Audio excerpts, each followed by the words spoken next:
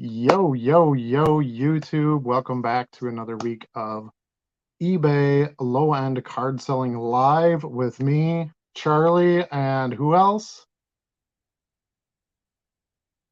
If I don't know quite where he is. Where could he be? I, I should have queued you. I should have queued you up before the video. I put you on the spot. Yes. That's So tough spot to be in. I was informed last week by my youngest son that I said his name wrong last time. It was a very stressful What? time in the house. Yeah, we Yeah, the we goat. got in a little trouble. His name is Stuart, the screaming goat, not Sydney. So I apologize to my son for that. Right on. Fair enough. I think I think he is enough goat that he could wear multiple names. There you go. Why limit yourself, right? I mean, Right? he's a screaming goat. Like I would say any name he has, you have to be able to scream it though. So, Luke, Yeah. Charlie, right? Something like that. Yep. I don't know. I think Stuart worked. Stuart! So how's your week been? How was it since last week? Anything You know exciting? what? It was pretty good. So actually during the show last week, I don't know if you could tell, but I was kind of coming down with a little something. Ended up being sick for a couple days with a good old fashioned cold. We kind of forget what the typical cold is like, but I had one. Took a lot of naps, which I haven't done for a long time. And then I had some travel for work earlier this week where I had to go to St. Louis for a couple of days, and I had an The dirty birds. yeah, the Lou, yeah, where one of the things I saw there too. Someone was gonna have to check on this because I saw in a store there Master P potato chips, and I was like, I don't think Master P is from Duluth. So That can't be real. I didn't think that was a good fit because I thought he was from like Atlanta or something like that, but we'll have to see. I would think so. I had an interesting moment in the airport as I was traveling. Let me see if I can share this with you because my flight's delayed and I'm waiting and what do I find? But waiting with me. Is that the right one? Nope. You'll have to accept my share. Oh, here we go. I got it. I got There you. we go. Waiting with me. I cannot make this stuff up, but there's Big Daddy Goose and Little Goose on the flight crew ready to go. So I'm Dude, like, what? Either we're going to crash and burn or we're going to have a fantastic redemption here. It's Independence Day. Do they not? That's awesome. Do they not look like the original Goose and the Miles Teller Goose's son? Mustache and all, yeah. Exactly. Like, you have to know that these guys got together and said, hey, what do you think? We grow out the stashes for a while? You think that would be a good look for the summer? Yeah, they're like, let's do this. Had to have happened. So once I saw that, I'm like, it's all good from here. They're like, turn and burn. Just turn and burn. That's all right. Turn and burn. Light the fires and kick the tires. Wow. I will say I really enjoyed the second one. I wasn't expecting much, but it surprised me. It was really good. I enjoyed it as well. I thought I was like, what are they gonna do with this? Is it gonna be worth it? But the whole family liked it. Like, my kids had never really seen the first one, so they just loved the action and stuff. But my wife was a fan of the first one as well. So I didn't really expect it to be her choice of a movie, right? Like, she was just making me happy by going, but she loved it. I was kind of the whole time, before they announced early on when it was coming out and everything. I was like, what the heck are they going to do with Val Kilmer? Right. I was like, how they got to put him in this movie somewhere. What the heck are they going to do with him? And I thought they did a good job with it. It's harder to handle a character like that than I think it seems. I mean, he wasn't the main character. I get that, Yeah. Obviously, if Tom Cruise is having problems, that would have challenged the movie a lot more. But Not that Yeah. he doesn't have his problems, but you know what I'm saying. Yeah. So I had a pretty good week too. I unclogged the toilet today, so I did my man work. I was not the one who clogged it, in case everybody's wondering, because I know you are. Inquiring minds want to know. Right, right. But I took care of it, and getting ready for a card show next weekend at the baseball stadium, and just listing and shipping and listing and shipping and shipping and listing, and the merry-go goes round. Got some decent things in this week. Haven't purchased a ton lately. I have so much stuff to list. I was kind of try to, unless I see something really stellar, try to sit back a little bit. And Yeah. um, I had gotten such good value recently in lots that I bought. I figured I should try to get some of that money back. I did sell the um, Serena Williams Sports Illustrated for Kids rookie. Took Awesome. $100 for it. I asked 129. Most recent sale was like just under $100, and I got an offer for $100 plus shipping. So Nice. $105, let's say, essentially, Yeah. before shipping. And I was pretty pleased with that, considering I paid 25 for the entire lot of 105 cards. And I sold the Craig Biggio for $2 out of it. Yeah. He was the ringer. Well, But yeah. And you learned well, you actually taught me this lesson. When you get money in the hand as an option on something like that with that Serena card, you take it. So I Yeah. learned this lesson the hard way. I'm sitting on a card yet that was going for $120 when I first listed it, and I had some offers for 110. And I was like, no, I'm gonna wait on it. Well, I'm still sitting on this card, and now it's probably gonna end up going, for less than 100. So when you get those offers early, if they're in the ballpark, I think you're right. You go with that. Well, the other thing I was looking at too, when I listed it, there was only one other one listed, and it was listed at $85. Mm-hmm. So I generally will get a lot of premium on my sales, and actually I get that as long as we're on here talking to um, people who watch this channel. I do get messages about, well, why do you get to sell these for more than what somebody else would sell it for? Yeah. And that's part of what we're going to look at today, with looking at some metrics and some things like that. But good customer service, looking like a real business, having lots of listings, lots of transactions, top rated plus, top rated displays on all my listings, things like that. People Yep. will pay a premium for stuff like that, especially when they're looking at a condition sensitive rookie card that needs to be shipped. And I think my other advantage is my buyer was in Milwaukee. So there's that kind of little bit of local connection. Well, hey, I know where Green Bay is. It's not too far to ship. It'll get to me pretty Yeah. quick. And, so there might have been, some advantage that way too. But yeah, I think he originally offered me 85 or 90. Was it a he? I say that. I guess I don't know if it was actually a he or a she. I can't pronounce the name. But Okay. anyway, it doesn't matter. But yeah, I think the person originally offered me 85, and I countered at 100, and they bit. So yeah, that was a really nice sale.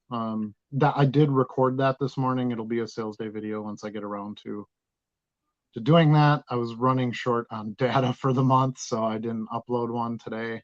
Okay. Not on Wi-Fi. Now that I'm on Wi-Fi, maybe I'll put it on there tonight. I don't know. We'll see. I've been putting a lot of videos up lately. I don't want to overcrowd the space either. Oversaturate the market. Right. Yeah. Overexpose myself, no I one wants to see that. I had a nice milestone in sales this week too. I know Did I you? shared it with you, but so I'm currently on a roll of 15 straight days with sales, which is the longest streak I've had. I've had a lot of inconsistent sales days. So it's nice to see, now I'm over 2 weeks with sales every day. Not that it's, Yep. $300 a day or anything, but at least a sale every day, and that's what I'm working towards, consistency. And that's what will just naturally happen over time. The more inventory you have, the more relationship you build with current customers, the more your feedback score goes up. It's all those things. Yeah. You hold up your end of the deal and the customers will be there. So that's one of the things I kind of want to point out that I find really interesting in the analytics. I don't know if you ever went to like the analytics of just your listings, and it'll tell you like which ones go in like top 20 searches and stuff. You ever Right. done that? A little bit, yeah. I always find that really interesting. There's like certain brands of cards that I dominate the listings of, and I don't know if it's just because other people don't list them or what, but it's weird. I'm Yeah. not quite sure how that system works, but So like um, pig cards, you're probably dominating that market. yeah, yeah, I'm pretty sure I was the only one with a pig card listed. But you know what? That's kind of the best way to get a sale. I think you asked me today if I do promotions, right? We have talked about that before. Yeah. Yeah, Yeah. and I have promotions on a couple of items. Most of them aren't cards. I have a few other things that I just sell at random here and there. I'm finishing my basement right now. And by the way, I got the heating and cooling in today. Got installed today. Nice. And actually, Bree and her dad are out picking up the 2x4s insulation and wiring. So the theater will be, the boring part of the construction will be done probably the end of this weekend, It's hopefully. I coming have to Monday life. off, so we figured it was a good time to do it. Nice. Um, anyway, sidebar there. On the But flip side, I came back from my trip to St. Louis and the air conditioning went out. So oh, yeah, that's no good. yeah. Yeah, we just had our air conditioner checked like a week or two ago, and mine's getting up there a bit. I think it's like 16 or 17 years old, Yeah. and all good news. Because of course, as soon as I bought this house, my furnace went out. I had to buy a new furnace. That's how that Of goes, course. and a water heater. Um, Nice thing about that is you got new. It shouldn't be a problem you have to deal with then for a while, and the efficiency grows. Things like Yeah. that. There's some advantage to it, but they're machines. Machines eventually die. Yep. And they need But routine maintenance. yep, Welcome to home exactly, ownership. exactly. Let's see what else. I think that's about it. My week's been kind of boring. I've been at work, and then I do card stuff, and then oh, the my plans for the national got super interesting this week. Really? So yeah, so just this last story here, and then we'll get on to the actual show. I don't want to make the whole show about our personal lives. I don't think anybody's that interested in us, but anyway, but they will be interested in this because it has to do with the national. So I was just kind of getting back to it this week and looking at some of my plans and just making sure I got everything, organized, and make sure I have my VIP pass and all that stuff. Well, I went to go look at my hotel booking, which you have to book through a conference housing to the Okay. connected hotels, so not the hotel itself. And so I pull it up. Yep, I got my confirmation and everything. Well, it only booked me for Wednesday and Thursday night. Ooh. So apparently Friday and Saturday night weren't available at the time I booked, which is weird because I booked in January. So it was like 6 months ago. Did you bring a tent? Huh? Are you packing a tent? Yeah, right. Yeah. Was it?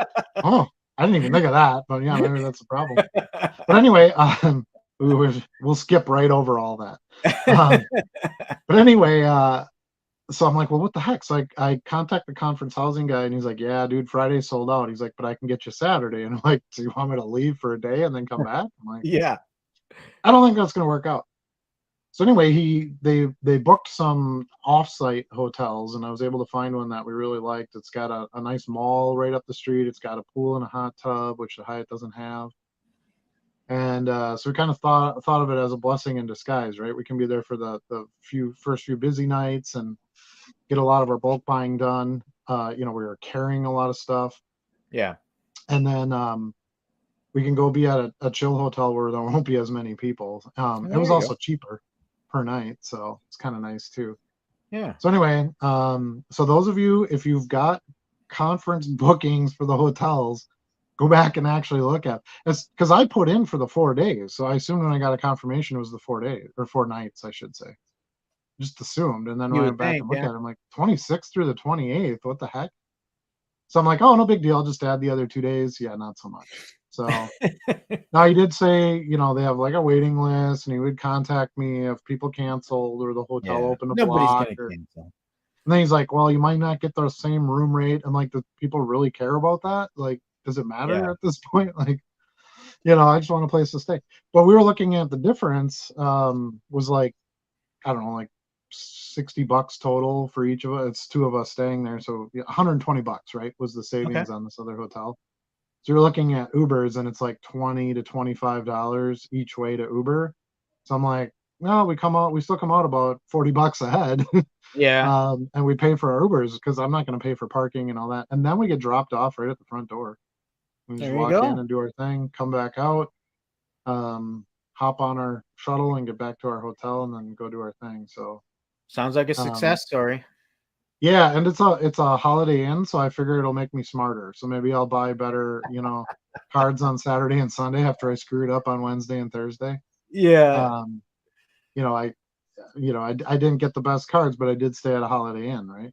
There you So go. There you go. so that's So my national plan. So I will be there for every day of the national.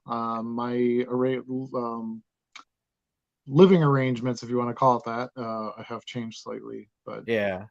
So the speaking of card shows, the person I go with, it's ironic because I have a social media presence in the hobby, but I don't really like to go to all the trade nights and like hang out with everybody and chat and stuff. It's not really yeah. my thing.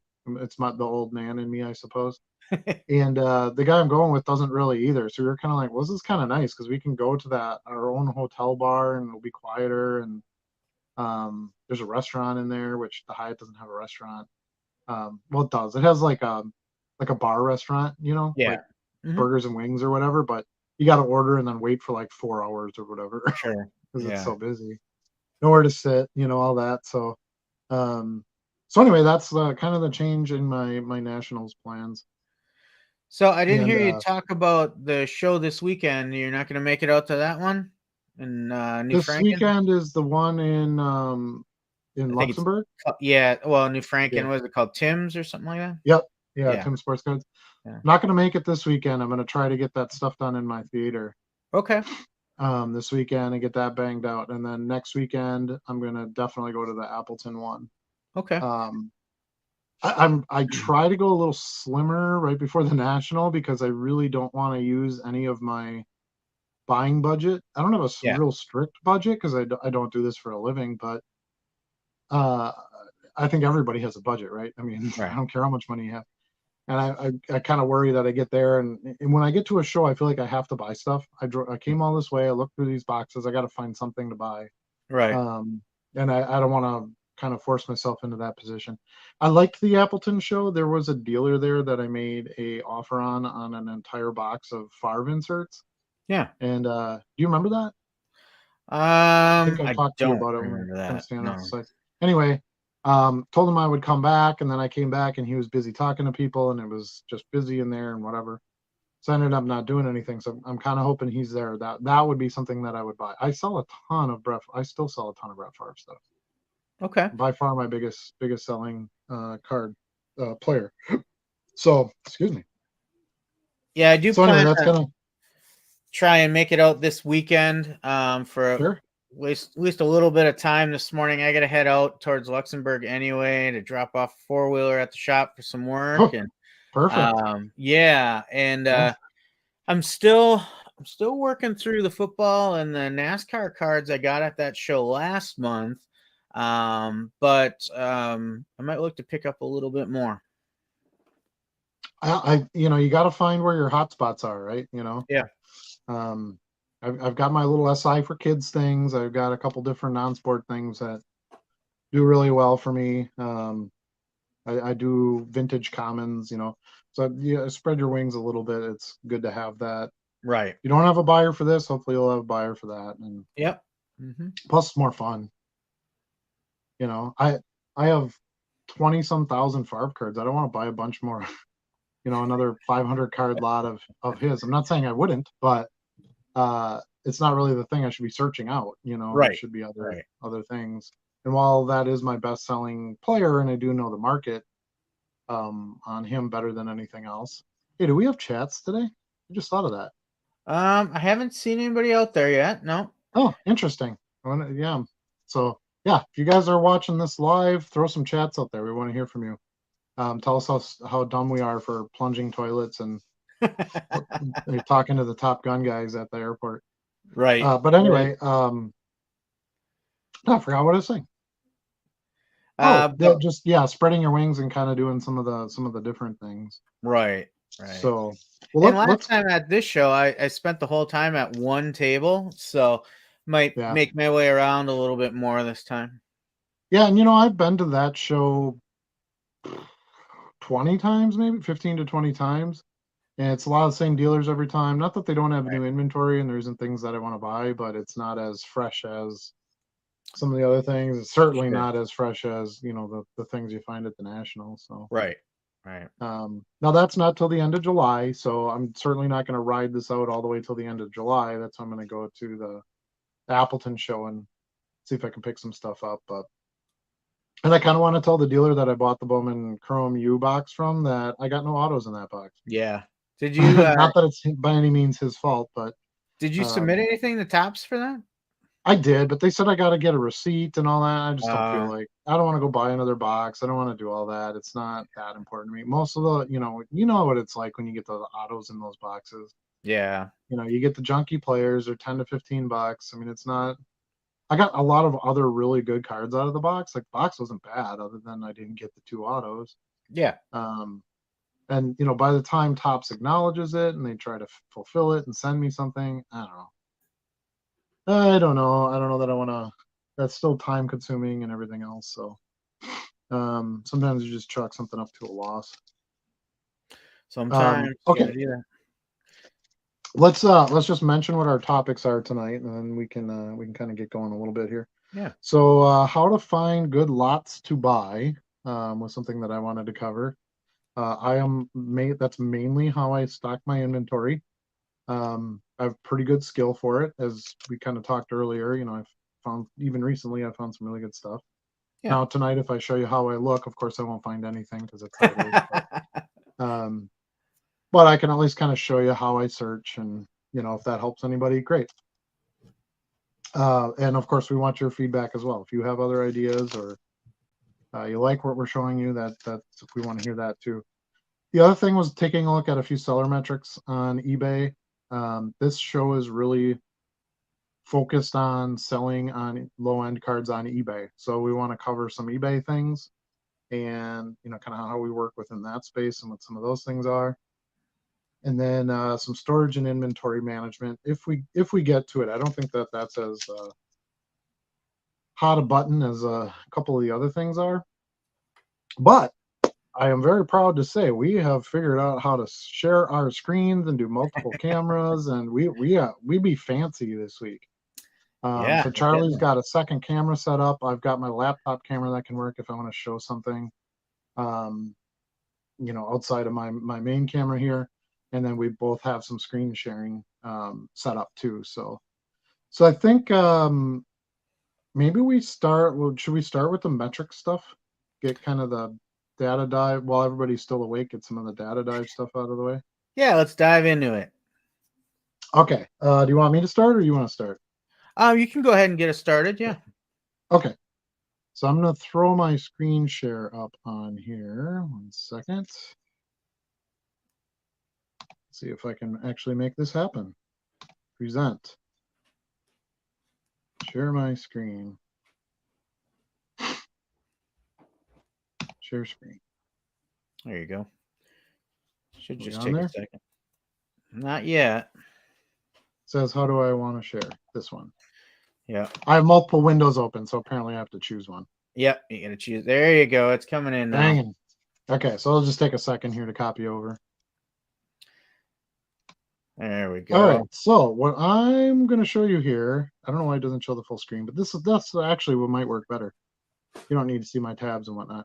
Okay, so if you are, when you first log into eBay and you go to your seller hub, okay, so when you first log in, if you go to your My eBay tab, which is up on the top right there, and you go down to selling, it'll bring you to this seller hub. So it'll have your username, your feedback score, your rank there with the star, and then obviously I have a store that's open.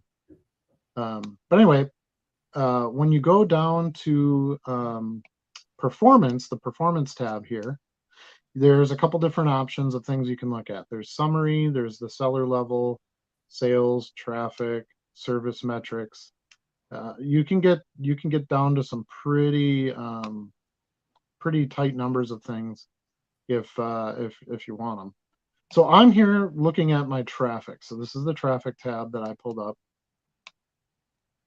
and this is kind of what it shows you for those numbers on there. So it's going to look at a 1 month period of time, essentially 30 days, and it's rolling. So it'll always be exactly 30 days. So it's 30 days ago and then today. And this is what my numbers look like. Okay, so the first one, we'll address what these are. So the first one is your impressions. So this is your total impressions, including your organic and promoted listings, which we had talked about earlier. I don't really use promoted listings, and I'll show you how that proves that in here. And then an impression counts when a link to your listing appears on eBay and the buyer is 1 click away from your listing. So it's basically when they put your item up as basically a suggested item to purchase or to click on. So you can see I'm way up on that, 31.2%. And the primary reason for that is because eBay wasn't really working for the past 30 days correctly. Things have mostly gotten corrected. We still have some bumps in the road, but that is a pretty solid increase, especially for somebody who's been doing it for a long time. To have a 31% increase in 1 month is some real numbers. And then you've got your page views. This is the total number of visits to your listings during the time period, includes via promoted, organic listings, and from external sites, including search engines. Okay, so this would be how many times my item pages were viewed. So 23,757 times people looked at my pages. And then my quantity sold. I don't think I have to tell you what that means. So this is the number of cards or the number of listings that I sold within the last 30 days, and I'm up 11% there too. So obviously you want to see as much green as possible. If you see some flat stuff or some slight ticks down, maybe you need to get some more listings out there. Maybe you need to throw on some promotions, try to do something, get some faster selling inventory. Yeah. If I start to sit for a little while and don't feel like I have a lot of sales, I will go out and buy some Tom Brady stuff because I can flip that stuff like nothing. For the most part. So that's where we're at. And then you've got your click-through rate. So this is your page views to your listings from eBay during the time period divided by the number of impressions. So you're taking this number, I'm pointing and you can't see my finger on the screen. I told you we're new at this. So you're going to take this number here, this page views number, and divide it by this number here, impressions. So what this is telling you is how many times your item or your page was put in front of somebody, how many times did they actually click on it? Okay, so that's 0.5%. Not that great. I don't think it's that dynamic a metric because they could put my item in front of somebody who doesn't want to buy it. So what difference does it make? I know it's algorithm and it's based on their other purchases, blah, blah, blah, blah, blah. But I still, just because they bought, a Tom Brady card 2 years ago doesn't mean that they're going to buy the Tom Brady card of mine they put in front of them. And then your conversion rate. So this is your sold divided by the total page views. So it's going to be this number here, the 862 divided by the 23,757. So this one I think is a little more important because this measures how many did you sell versus how many times people looked at your items. If they're actually looking at your item, they should be actually interested in it. And if you didn't make the sale, what could you have done better than to get that sale? Or did you not complete the information on your listing correctly? So they're looking at this page and they're going, that's not the card I wanted. So those, to me, that's a better metric to try to look at, a way to improve. Now, this will never be like a super high number or anything. You're not going to have everybody who clicks on a page buy something. Sometimes people just click on a page so that they can watch it, or make a bid on it. If you're doing auctions or whatever, doesn't necessarily mean that they're going to be the buyer. All right, and then here's the real telling number of to show you I do not use promoted listings. So my impressions are 3.3 million, which again is up 30%. So clearly, they weren't putting my stuff in front of anybody for a while in the last month. And then my promoted impressions, I did say I have a couple of them, couple of promoted items in my store. I mean, we're talking like less than 5 out of my 28,000 listings. And but I did get a lot of impressions out of those, and it improved my promoted impressions number 276%. So when I say I don't do it, I don't think it works for me. I don't mean that it doesn't work for anybody. Okay, so it depends, I think, on what you're selling. You have to pay a percentage to eBay to get that item promoted, and I just don't want to do that. I can sit on my inventory. I don't have a ton of capital tied up into it, and I'd rather try to get the price. Then the other thing is you have to do a lot of math in your head when you're selling this stuff. Okay, so I buy a lot of cards for $20, and it's got 50 cards in it. So I'm paying, excuse me, $25, and it's got 50 cards in it. We'll go with that. Easier number. So I paid 50 cents a card.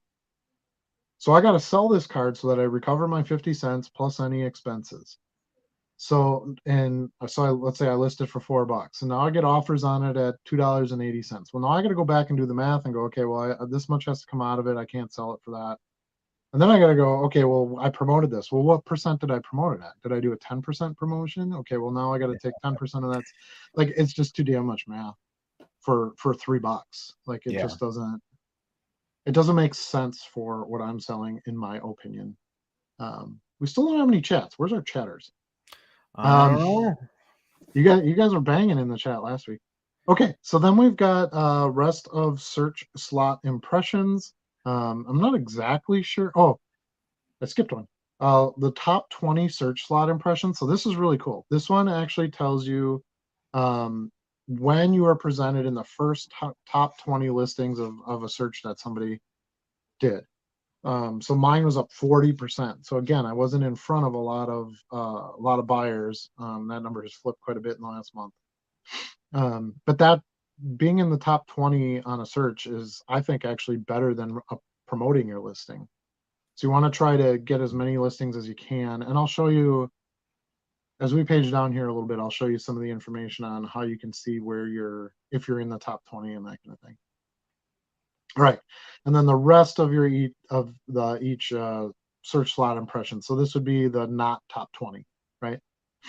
And then your non-search impressions. So this is impressions where, like, they maybe put your item on as a, hey, people who bought this also bought this, or hey, this you might be interested in, that kind of thing. It's not something they searched for, but it was an impression put in front of them. And nice gain there, 36%. I don't believe that's anything you have any kind of control over. So something to look at, but I don't know that that's something you can really work on. So here's my total looking over to look at my metrics as you're talking through yours, Adam, and it's interesting to see established seller metrics versus new seller metrics, because some things are very similar. Other things, there's a clear divide in. It's really interesting to compare. And I think some of it too is what shutdowns you've experienced with eBay, because it's been happening to pretty much everybody, but not necessarily at the same time. Right.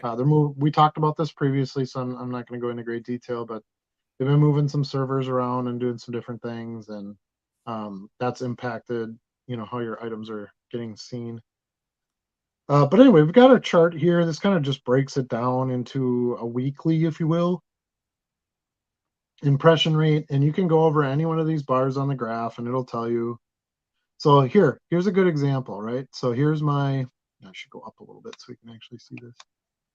So look at this one. Look at how much, oh, that's just a promoted.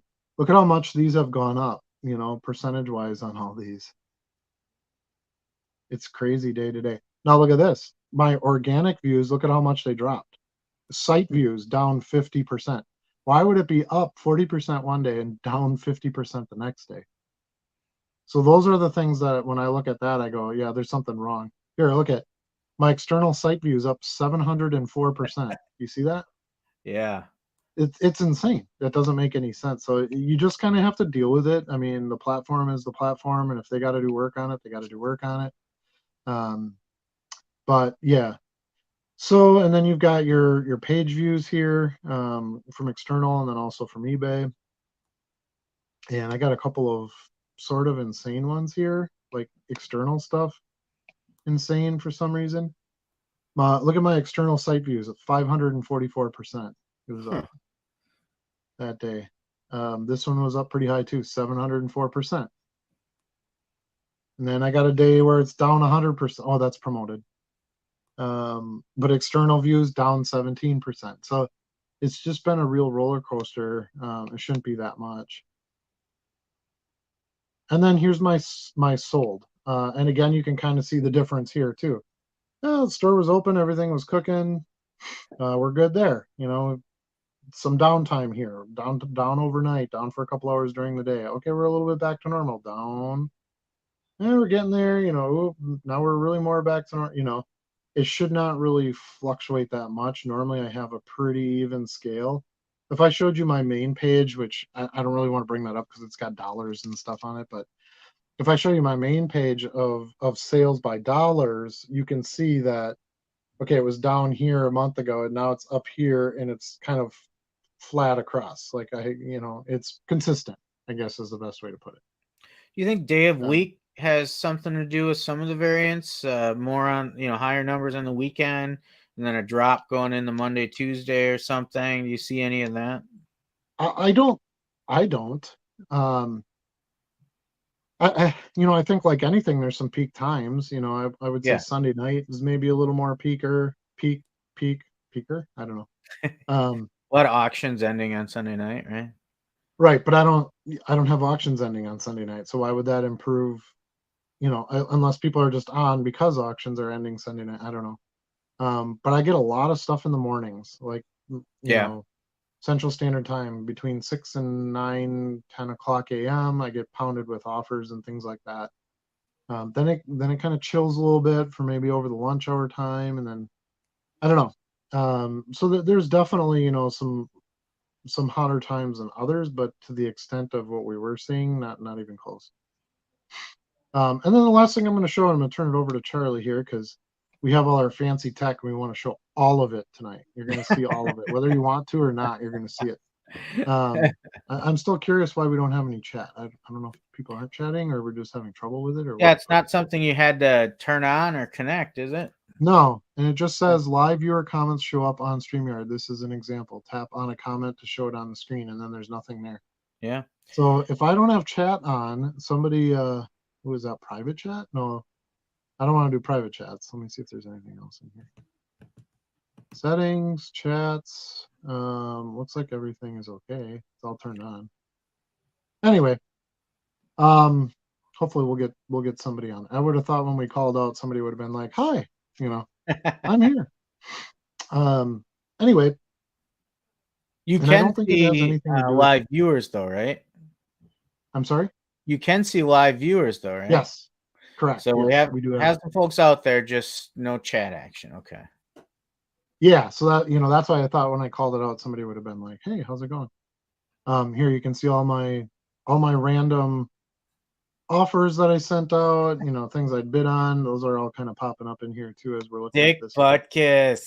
Dick Butkus. That was an off. Somebody made me an offer on that card this morning and I countered and they just declined my counter. So I saw a nice video randomly on Facebook today where he caught like a touchdown or something like that and he handed the ball to the defender. Like, here you go, I'm done. Yeah, that's enough. I did my part. You could do that back in the day, I suppose. Right. There's no so anyway, the last thing I want to show is sort of this top 20 slot thing. So you can see right off the bat here, I have a card, 98 Collector's Edge Supreme Preview, Brett Favre card number 64. Look at the quantity I have, 483 of those. I had gotten a giant box of like just, I don't know if it was backdoor stuff or what, but I paid like a penny a piece. So anyway, so I have quite a few of those. So here's my impressions, 135, which is not very many. But the change in top 20 search slot impressions, 144% increase, and 171% increase in non-search impressions. So my theory on this, because it doesn't exactly tell you why it's there, or like how that number gets calculated. But my theory is when there are hardly anybody that have it listed, right? So that's how you move up that 20 spot. So let's say I was number 20 last month. 3 people had that card, they sold it cheap or they pulled it off of there or whatever. Well, boom, now I'm up to 17, and that's going to increase that rank. That's my theory behind it. But a lot of these on here are collector's edge cards, which I find interesting. Now here's one that's really interesting. This 2006 SP Authentic base Brett Favre card. My change in the top 20 search slot impressions went down 2.4%, but my non-search impressions went up 77.8%. So I don't know if that number is affected by, maybe this was one of the listings that wasn't being shown for a period of time when eBay was down. So as soon as boom, it pops back up, you're going to have this giant increase in non-search impressions because they're going to, now that listing is there and it's going to start, showing it. And then just one last one here. It's another Collector's Edge card. This is Collector's Edge Supreme, another big quantity card. I have 127. This is actually listed by quantity, by the way. I don't know if you knew that, Charlie, but that's how they have them listed on here. Okay. So you can choose, choose a different filter if you want to look at them at a different way. I know it's declined. We already went through this. Okay. So anyway, another card I have a ton of copies of. The top 20 search on this one up 462%, and non-search impressions up 1,385%. So that to me says that just nobody could see it for a period of time, because that's just too many difference in numbers all at one time. Look at this Dick Butkus. He won't leave us alone. Pesky Bears defenders, right? Sure. Sure. So anyway, that's kind of what I wanted to cover on the metrics. I really wanted to look at traffic, because I kind of believe that that's the most important metrics of it. Yeah. Because that's where you want that's what tells you if things are showing up, if people are able to click on them. If they're clicking on them, not buying, what can I do to get them to make the buy? Do I need to change what I'm buying to sell? Is there not as much market, or is there too much competition and I'm not getting views because everybody's looking at somebody else's listings? Stuff like that. So I found it kind of interesting. I'm actually going to click over to my other StreamYard link. Okay. I was wondering if maybe there was a chat in here. And I don't see anything in here. So no, I thought maybe because I'm on 2 devices at one time, on StreamYard, maybe the chats were only showing up on the other one.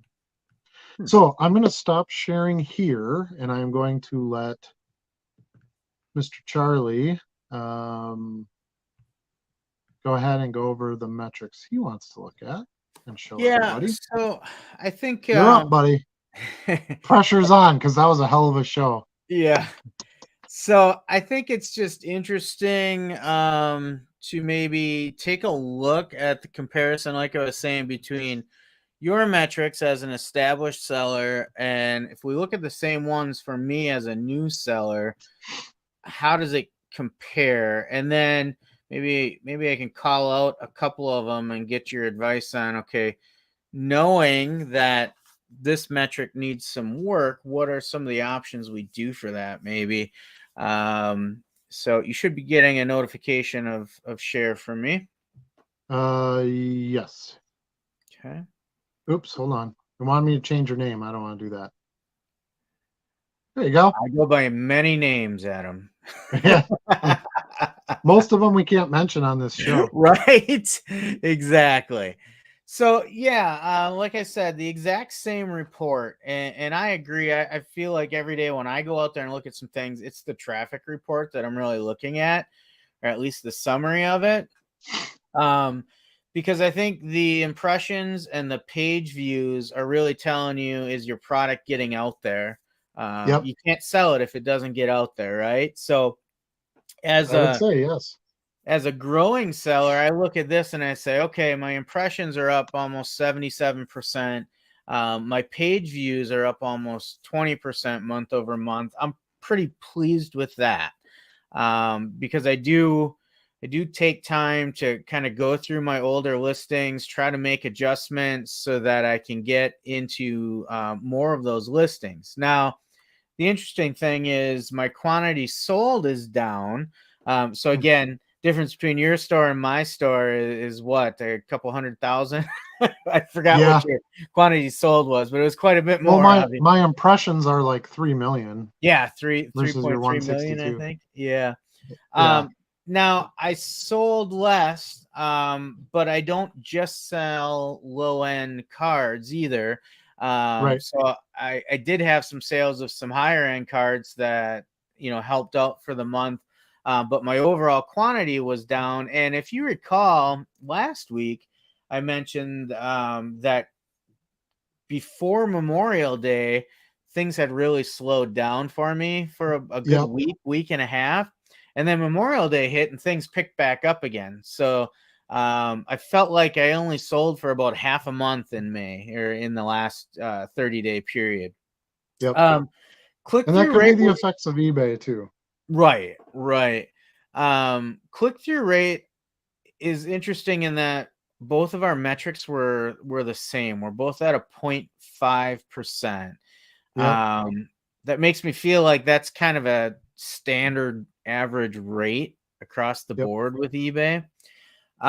Sales conversion rate, though, this is one that I'm really interested in, and find myself wondering, what can I do to convert more clicks to sales? So 4.7%. I've heard some people say if you're below 5%, you need to make some changes to something. Mhm. It's 0.3%. I don't know that I'm too worried about it, but I don't even know if 5% is really the right benchmark. I don't have any data behind that to really Sure. support yay or nay, but what are your thoughts on that conversion rate? Okay, so I look at it like, are you listing things that have a hot market, right? Mhm. So let's say you're listing a Ellie De La Cruz rookie card right now. Mhm. That should sell right away if you Sure. price it correctly. Yeah. If I sell a common 1967 Philadelphia Homer Jones. That's right. His name is Yeah. Homer Jones, which actually I did sell today, ironically enough. But that's not a hot market. That's probably going to sit there, and I might have a click or two on it. People might want to look at the photos because they want to see condition, and then it's not what they want or whatever. Um, I, I I would like to see that number as high as possible, obviously, because Yeah. anybody who clicks on something, I want them to buy something. But I guess realistically, as long as I keep getting sales, I don't really care how many clicks it takes to get the sale. Yeah. Um, Yeah. but So, I think what to look at it in the positive light and something we can be proactive doing to get that number higher is looking at your listings, right? Look at, do you have all your details in there correctly? Do you yep. have, does your title have, common searched words for that card? Do you have it priced correctly? Yeah, You that's what I know, wonder. How much of a factor is price in that average sales conversion rate? well, I think 'Cause it's huge because let's say I posted every one of my cards for a penny free shipping. I mean, I would have like 100% rate or close to it. There all would right. probably be some cards Well, somebody would yeah. pass on, but Yeah. so you don't want to sacrifice making any money just to get a sale either. Right. And I don't do that. I entertain any offer, but there are definitely offers that I won't accept Right. because it just doesn't make any sense. So I'm at 3.5. You're at 4.7. Does that make one of us better than the other at what we're listing? I don't know. Maybe you're also kind of in the right hotspot time for you. You're a baseball dude, Right. Mhm. so this was the month of the hype and all the baseball stuff selling, and I'm selling a bunch of baseball too, and I don't even stock that much. What happens when it hits, August, September, and it's all football, and I do more football?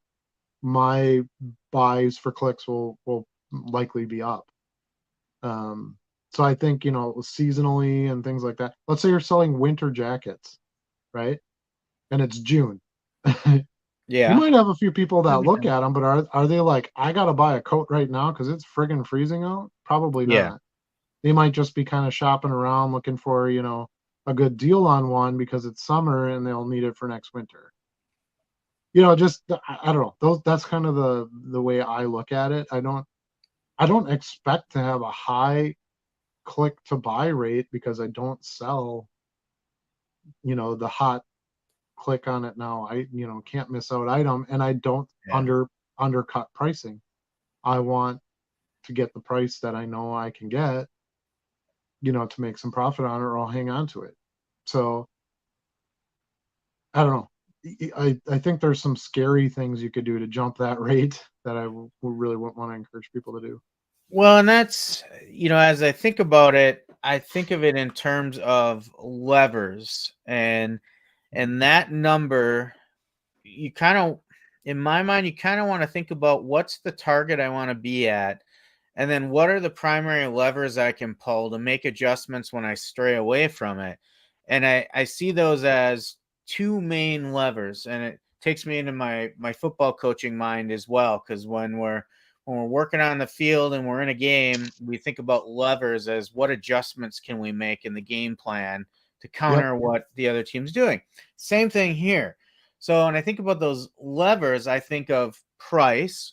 So if I want my conversion rate to be higher, if it drops down to 1.5 or something, maybe I need to look at my prices, and maybe I'm trying to get too much of a margin on some things and I need to make an adjustment. So do a market Sure. assessment on some things, maybe make a few adjustments. Still got to make a profit though, right? So there's only so far you can go. The Right. other thing that I think is the major lever you can look at is what you mentioned as far as the season you're in, what the hot items are. So Ellie De La Cruz, I sold 2 of them this week, right? I Right. sold his first Bowman and a regular prospect card in 24 hours each. They were gone. Now, am I selling my WWE cards that fast? My wrestling cards? Absolutely Yep. not. Yep. So maybe I need to look at my mix and say, if I want a higher conversion rate, maybe I need to get more of those hot prospects right now that are getting called up at this point in the season. Or do I start looking at more football, which is actually one of the things I'm doing right now? I'm starting to get more football listed out there, getting ready for the season. Or I don't really sell a lot of basketball. I think I probably only have like 25 basketball listings so far. Maybe I Right. need to build more of that when the finals were going on. That ship is probably going to pass in another couple of days as interest wanes now in the off season. But I think the mix of items you have is just as big a lever as price. And those two things, I think, are your first options to try and move that bar if you need to. Yeah. I think that's just it. I think it's something that you have to constantly keep in the back of your mind and work on a bit. But should you be at like 99.2%? No, because I No. think you're going too far with what you're doing in order to get that to that number. Yeah, I would agree. Now, some of this other stuff, the impressions, organic versus promoted. I don't feel like I do a lot of promotions either. I maybe have half a dozen to at most maybe 10 promoted items right now. So you see a big split between organic and promoted for me as well. Both are up though, so that's positive. Okay. Um, and then impressions by placement. So top 20 search slot impressions, almost 20%, 19.4, but big boost in that. So that kind of tells me I'm doing some of the right things as a new seller. Yep. And then if you look at the impressions trend overall, that's really what I want to see. You're starting to see more and more impressions for me. That means my items are getting out there more frequently. Mhm. And And you're that's, listing more items. yeah. Yeah, Filling the absolutely. store is one of the best things to get you to grow. Yeah. Yeah, for sure. Page views, seeing some spikes in that as well. Not up a ton overall. Well, the external site ones are certainly up quite a bit. That's kind of interesting. I'm not sure why they would be up that high. But it is it's growth regardless in my mind. Yeah. And then quantity sold there again, you kind of see that bouncing around, but you see those 15 days in a row with some sales. So again, fewer gaps in that chart shows me I'm going in the right direction and keep doing what I'm doing. If we look at some of my individual listings like you did, I typically haven't done this, and obviously I don't have those high quantity items like you have. Yeah. I 5 or 4, that's the most I have of any one single card. But you see growth there in the impressions, the top 20. All of the, you see some drops too, which I always find interesting too, like Derek Jeter, what makes that drop all of a sudden? Because Right. he's usually a pretty Right. steady seller, right? Like, It's mostly competition. There's other sellers. I suppose, yeah, So, yeah, because remember, this is your ranking essentially right. with your listing. Now, just I don't want to, steal from your presentation here, but just a quick comment. Hey, we got a chat. All right, we'll get to that in a Kelly second. Clarkson's back. Nope, that's a bad comment. It's the same one from Figures last week. Yeah, we get one, and it's a no bueno. But anyway, it tells us it's working though. you would think, yeah. And it was Kelly Clarkson, right? Wasn't that? Oh no, was it Roseanne Barr last time or Oh, it something? was Roseanne, but Kelly Clarkson was in the chat before too. Was she? Yeah. Jeez, she gets around, I guess. Um, but one thing I will tell you about quantity is that's a great way to also improve your rank, because let's say you have 50 of something and you sell 40 of them. eBay knows that. It can tell in the listing how many you've actually sold from that listing, and it'll start bumping you up. So if you watch any of my sales day videos, a lot of times you'll hear me say, well, here's the third one of these I sold this week. I Right. haven't sold any in 6 months, and sold another one of these, Tom Brady this or Brett Favre that. That's where that comes from. Because as soon as Yeah. you get a sale on it, zoom, it goes right to the top of, I shouldn't say the top, but goes right up the ladder of, listing rankings. So Sure. yeah, it's Yeah, pretty so interesting. that's it. It is. I like looking at the two together to see how mine compare to yours and where we're similar, where we're not. Um, just looking at a few of these too. The quantity available, is that purely the number of items for sale? Yeah, currently available Yep. for sale. So I've got to check some of that too, because I really don't believe that I have 4 Rhea Ripley cards out there. You'd be surprised. Sometimes I look at the quantity on mine. I'm like, it says I have 10 of these. Do I really have 10? Yeah, I actually really have 10. It's You kind of know, tricky too if I'm going through a stack of 300 cards right? and I have one particular card just in a mini stack there. I'm not really thinking about how many are there. I just know I Right. have a Rhea Ripley card. So maybe I Yeah. actually do. And Yeah. I'm just not recalling it. Yeah. So It's yeah, it gets, once you start getting big numbers, it gets quite shocking what you actually have. yeah. But the big advantage to that is, in the video I just made yesterday, sales day video, I had one order where somebody bought 8 of the same Brett Favre insert, and another order where somebody bought 7 of the same Brett Favre card. Two Okay. different cards, but a quantity of 15 cards to 2 buyers. I love those kinds of sales. I get them a lot with Brady stuff. I had a Brady order a few months ago of like 800 cards, base Mhm. cards, which was awesome, because that's all the stuff that I don't. It's not the reasons I buy the lots. It's kind of like the loose ends. Let's put it that Right. way. So when Right. somebody wanted to buy all of them, I was like, hell yeah, I'll pack them all up. Here you go. Even if you sell them at cost, that's a great way to remove that inventory, get your cash back, free up some space, and then buy some more liquid and profitable stuff to sell too. Because that's one downside to buying lots. You can't pick what's in it. So Right. you got a 10 card lot and 8 cards are really good. That's awesome, but you still have those other 2 that you probably want to deal with.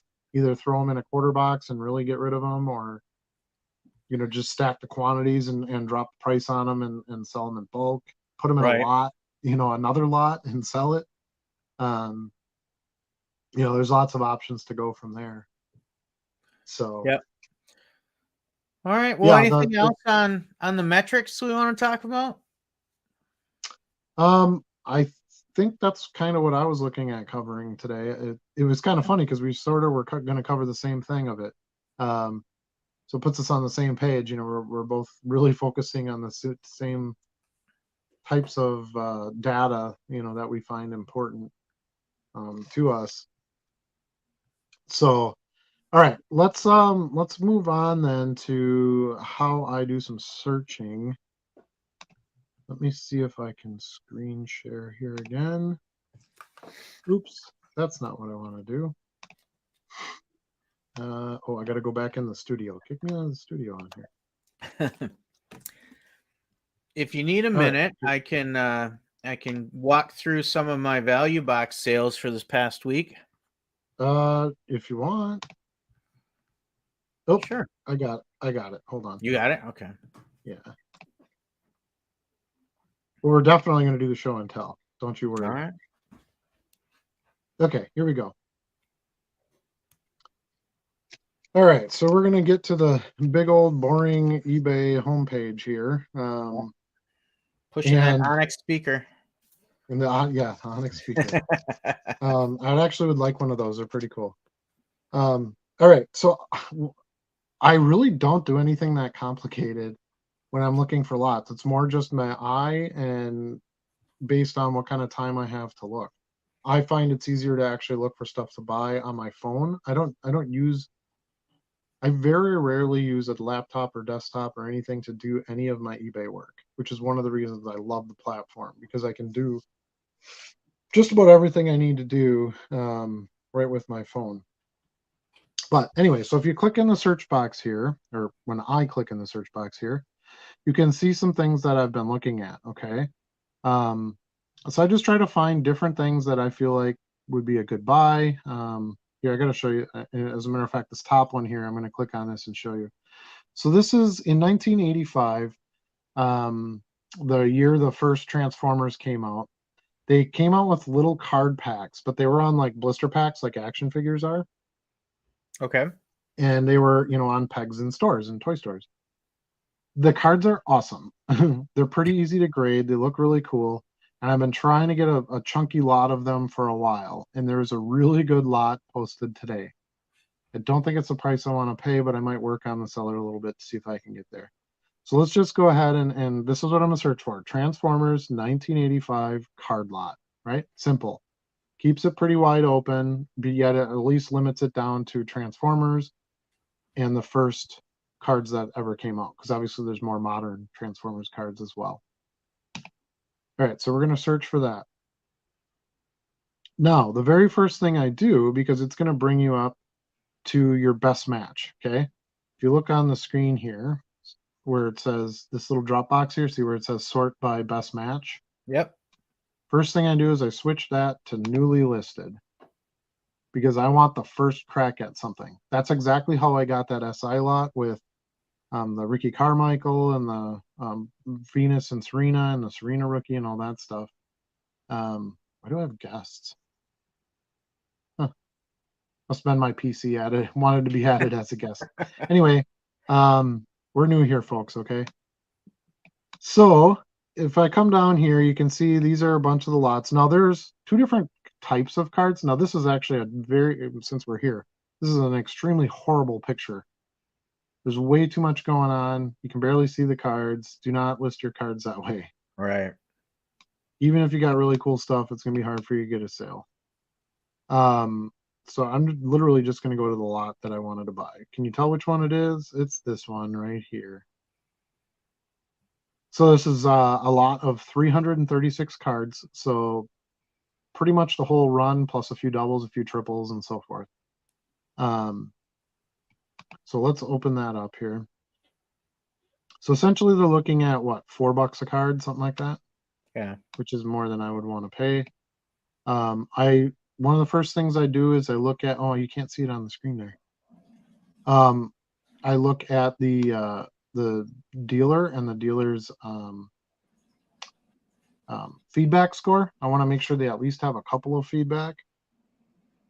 I clicked on the listing. It's not updating on the screen, is it? No, it's not. Weird. Did it open a new window when you clicked on the listing? It did. All right. It did. Okay, let me get rid of this one then, and I'll share this one. Sorry about that. Present. Share screen. Here we go.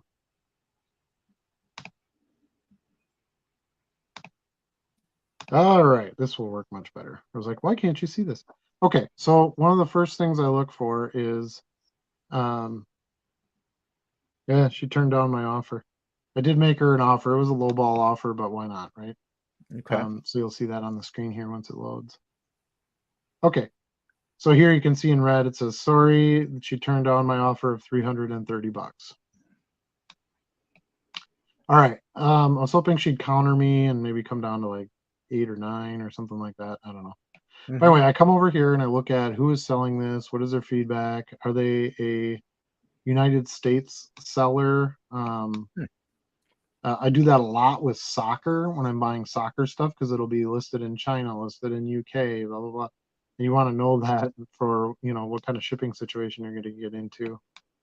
But I like this slot because it has pretty much all the main character cards in it. Look at that Megatron. Isn't that rad? Yeah. And then you got Optimus Prime there. Obviously, those are the 2 stars of the show. They're fairly easy to grade. They got round corners. Let's see if I got the backs. This is what the backs look like. So they're pretty cool. Plain, very 80s Transformer looking. But I don't stock any Transformer stuff right now. I think these cards are cool because they're really based on the toys more than they are the show. And they sell pretty well, obviously. So that, that's kind of how I do my searching. I try to keep it to, most recent listings and things like that. Give myself the best shot at something. Now, if I find something that I really want, let's go back to here. We'll just look at Brady lots. And we'll go to our newly listed. Now, something like this, now there's Brady stuff listed almost every second. So you could look at this at any time of the day and you're going to see new listing, new listing, new listing. There'll be tons of them. But so for example, on the, let's see if I've got one that says best offer. Okay. Let's look at this one here where it says $15 or best offer. Okay. So I go, okay, how many cards are in here? There's 25 cards. There's an Auto, a Relic, Burrow, Herbert, Trout, Alonso, Soto, Ohtani, Brady. Okay, those are all players that, I would obviously want to purchase. So I'll click on the listing, which of course won't show you anything because it's going to open a new window. Is there any easier way for me to switch? I don't know if you can change it to not open a new window, but when it opens a new window, you should be able to just slide it into the screen you're sharing. That's what I thought too, but it wouldn't let me do it. So I must be missing something. But anyway, present, share screen. Thanks for bearing with me here. I'll figure this out in the off-screen time later on. Okay, so here's this listing. It has a lot of 25 cards, listed all those names. Then I come in and I kind of start looking closer at, okay, what's in here? What is the auto? Obviously, it's not going to be a Juan Soto auto. or a Mike Trout auto, that's going to be one of the no-namer guys. Here's an Ohtani. It's an Allen and Ginter.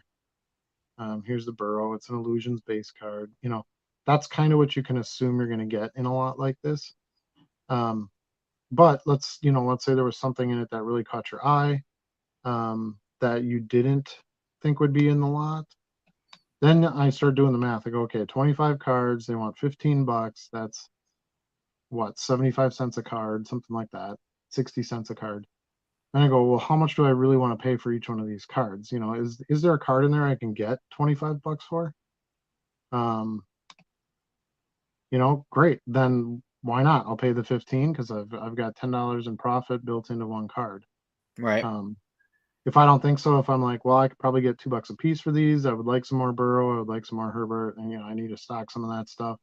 Then I might go, okay, well, I'll make an offer of $8. My general rule of thumb when I make an offer on something that isn't like I gotta have it now, my general rule of thumb is I offer half of what they're asking. So I try to go 50%, especially if they have shipping, a shipping expense. So this one has $6.50 shipping for those 25 cards, which is way too much. Yeah.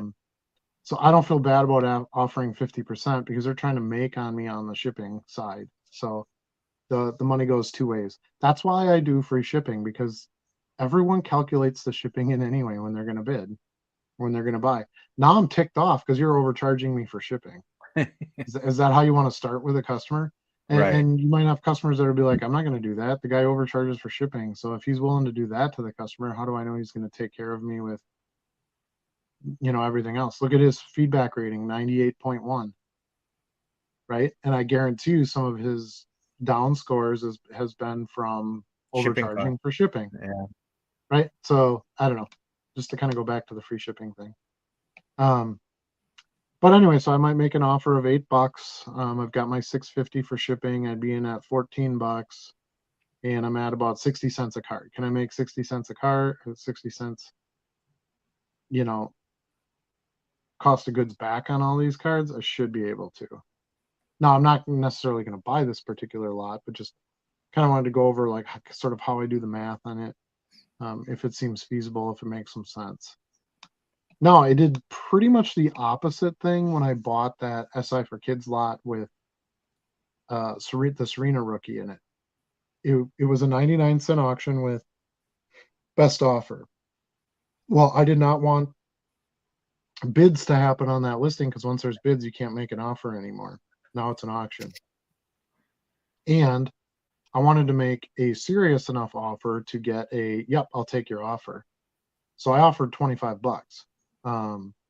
which is obviously way more than the 99 cents. It doesn't go, stay true to my 50% offer strategy. But it was a quick way to just get that lot and be done with it.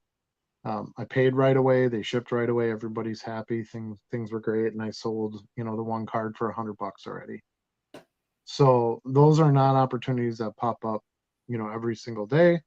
But more often than you'd think they would. I see that a lot with Brady stuff. I'll get like second-year Brady cards that I can sell for $20-$30. I'll get them for, $2-$3 a piece. So arbitrage is there. You just gotta put in the, the work to find it. It's kind of like a card show, right? You're digging through those boxes and you're going to get some gold, but you're going to have to spend the time to get there, to be there. Right. So I think keeping your listings simple, or your search is simple, is smart. Let's go back to this screen here. Oh yeah, I'm not sharing now. But keep your searches simple. I don't, like you can search for like, okay, 2002 Tom Brady cards. You could make it that slim. And if that's really what you need is, for your stock, is that something that narrow, great. If you don't, it's better to search wider because that's how you come across the things that you didn't think you needed. You didn't think you wanted. Look at those Sonic the Hedgehog cards I bought yesterday. Yeah. I was searching different non-sport lots, and Sonic stuff came up, and I do have a pack because I collect non-sport wax packs. I do have a Sonic wax pack, and I remember it being kind of hard to find. It wasn't super cheap. You get 4 cards in a pack and 4 stickers in a pack, and I love sticker cards. They're great sellers. But the cards essentially are just as rare as the stickers because you get 4 of each. So it actually sort of elevates the card values in those as well. I looked at some sales history. I saw some really nice numbers for a lot of the stickers and the cards. They're from 1994, so kind of that junk wax era, but junk wax didn't really exist in non-sports. As a matter of fact, I would say the junk wax era for non-sports was more like early to mid 80s.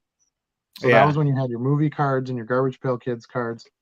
That's where all the kids were going, was to that stuff, and that's what was overprinted, not, and then all those kids got into baseball cards, football cards, basketball cards, in the late 80s, early 90s. So now the non-sport stuff that came out was not highly printed. Well, I think the non-sport stuff has a shorter shelf life too, and it's dependent on the success of whatever it's marketing. Yeah, and a lot of it is, just, back in the day, dime store type stuff, right? Or drugstore sales.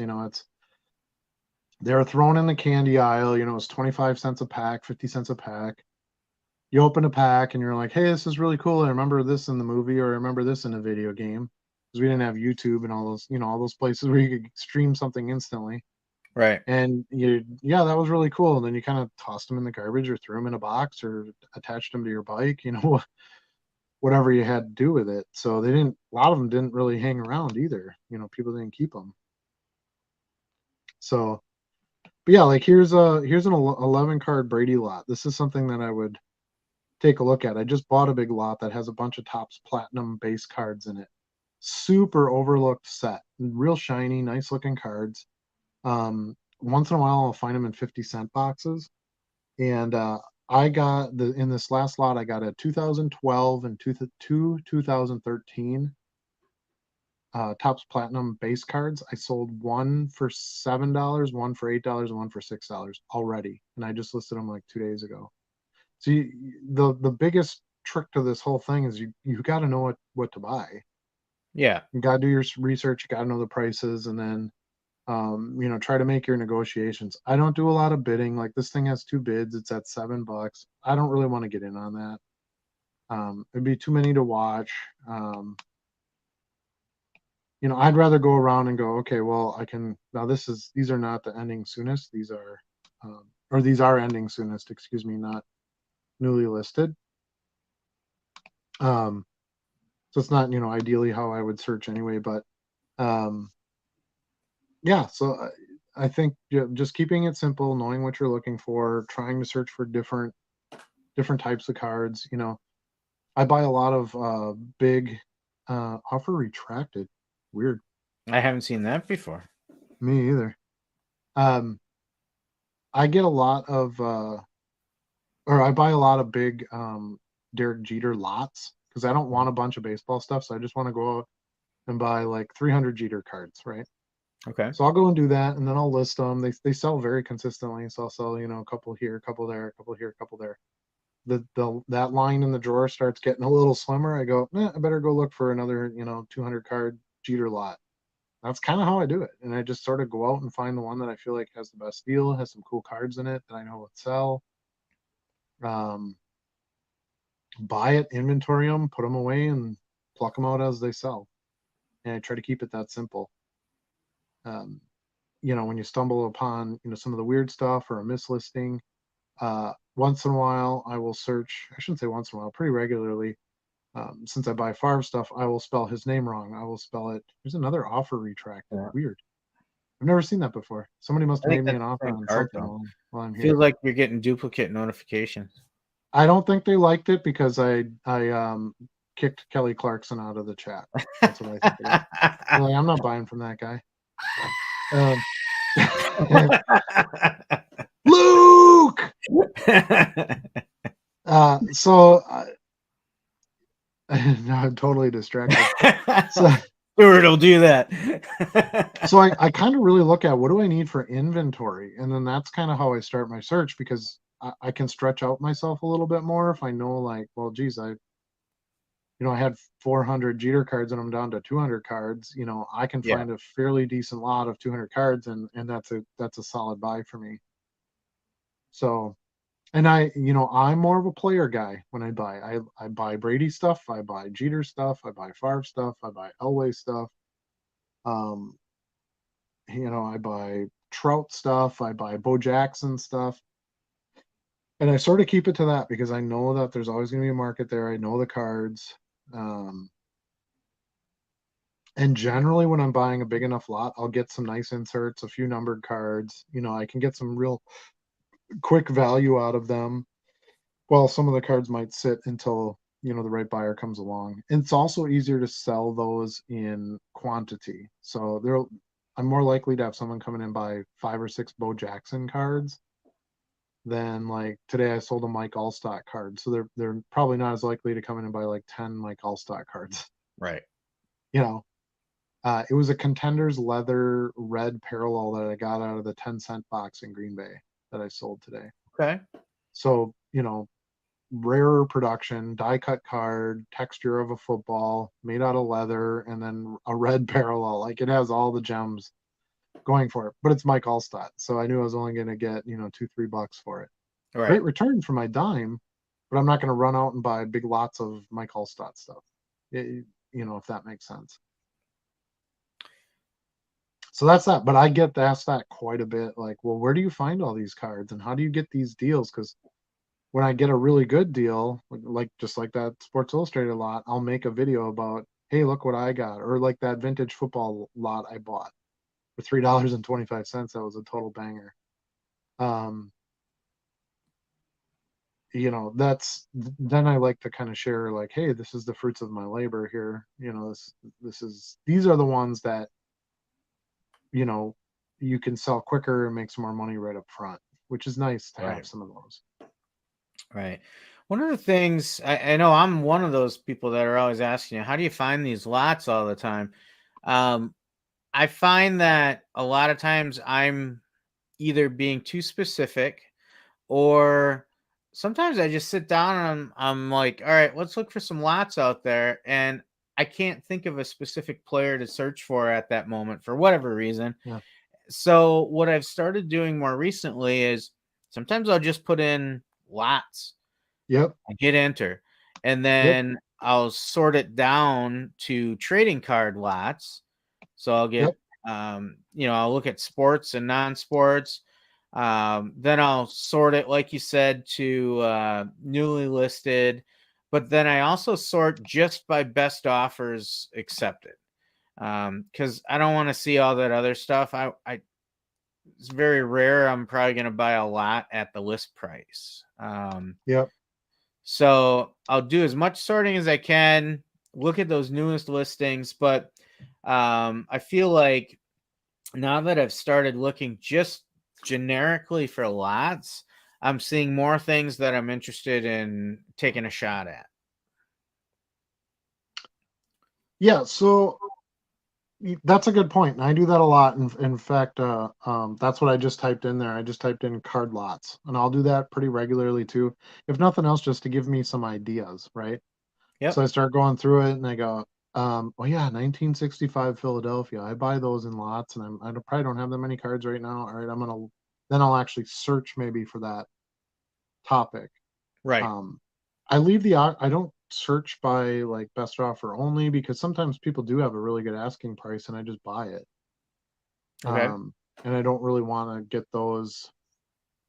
I don't want those removed if it's a possibility that I can do it. So generally when I'm doing my searching, it might be like 10 o'clock at night. I'm done for the day. I'm laying in the bed. I flip through like, 10, 15 scrolls on my phone. And then I either buy something or I make offers or do whatever.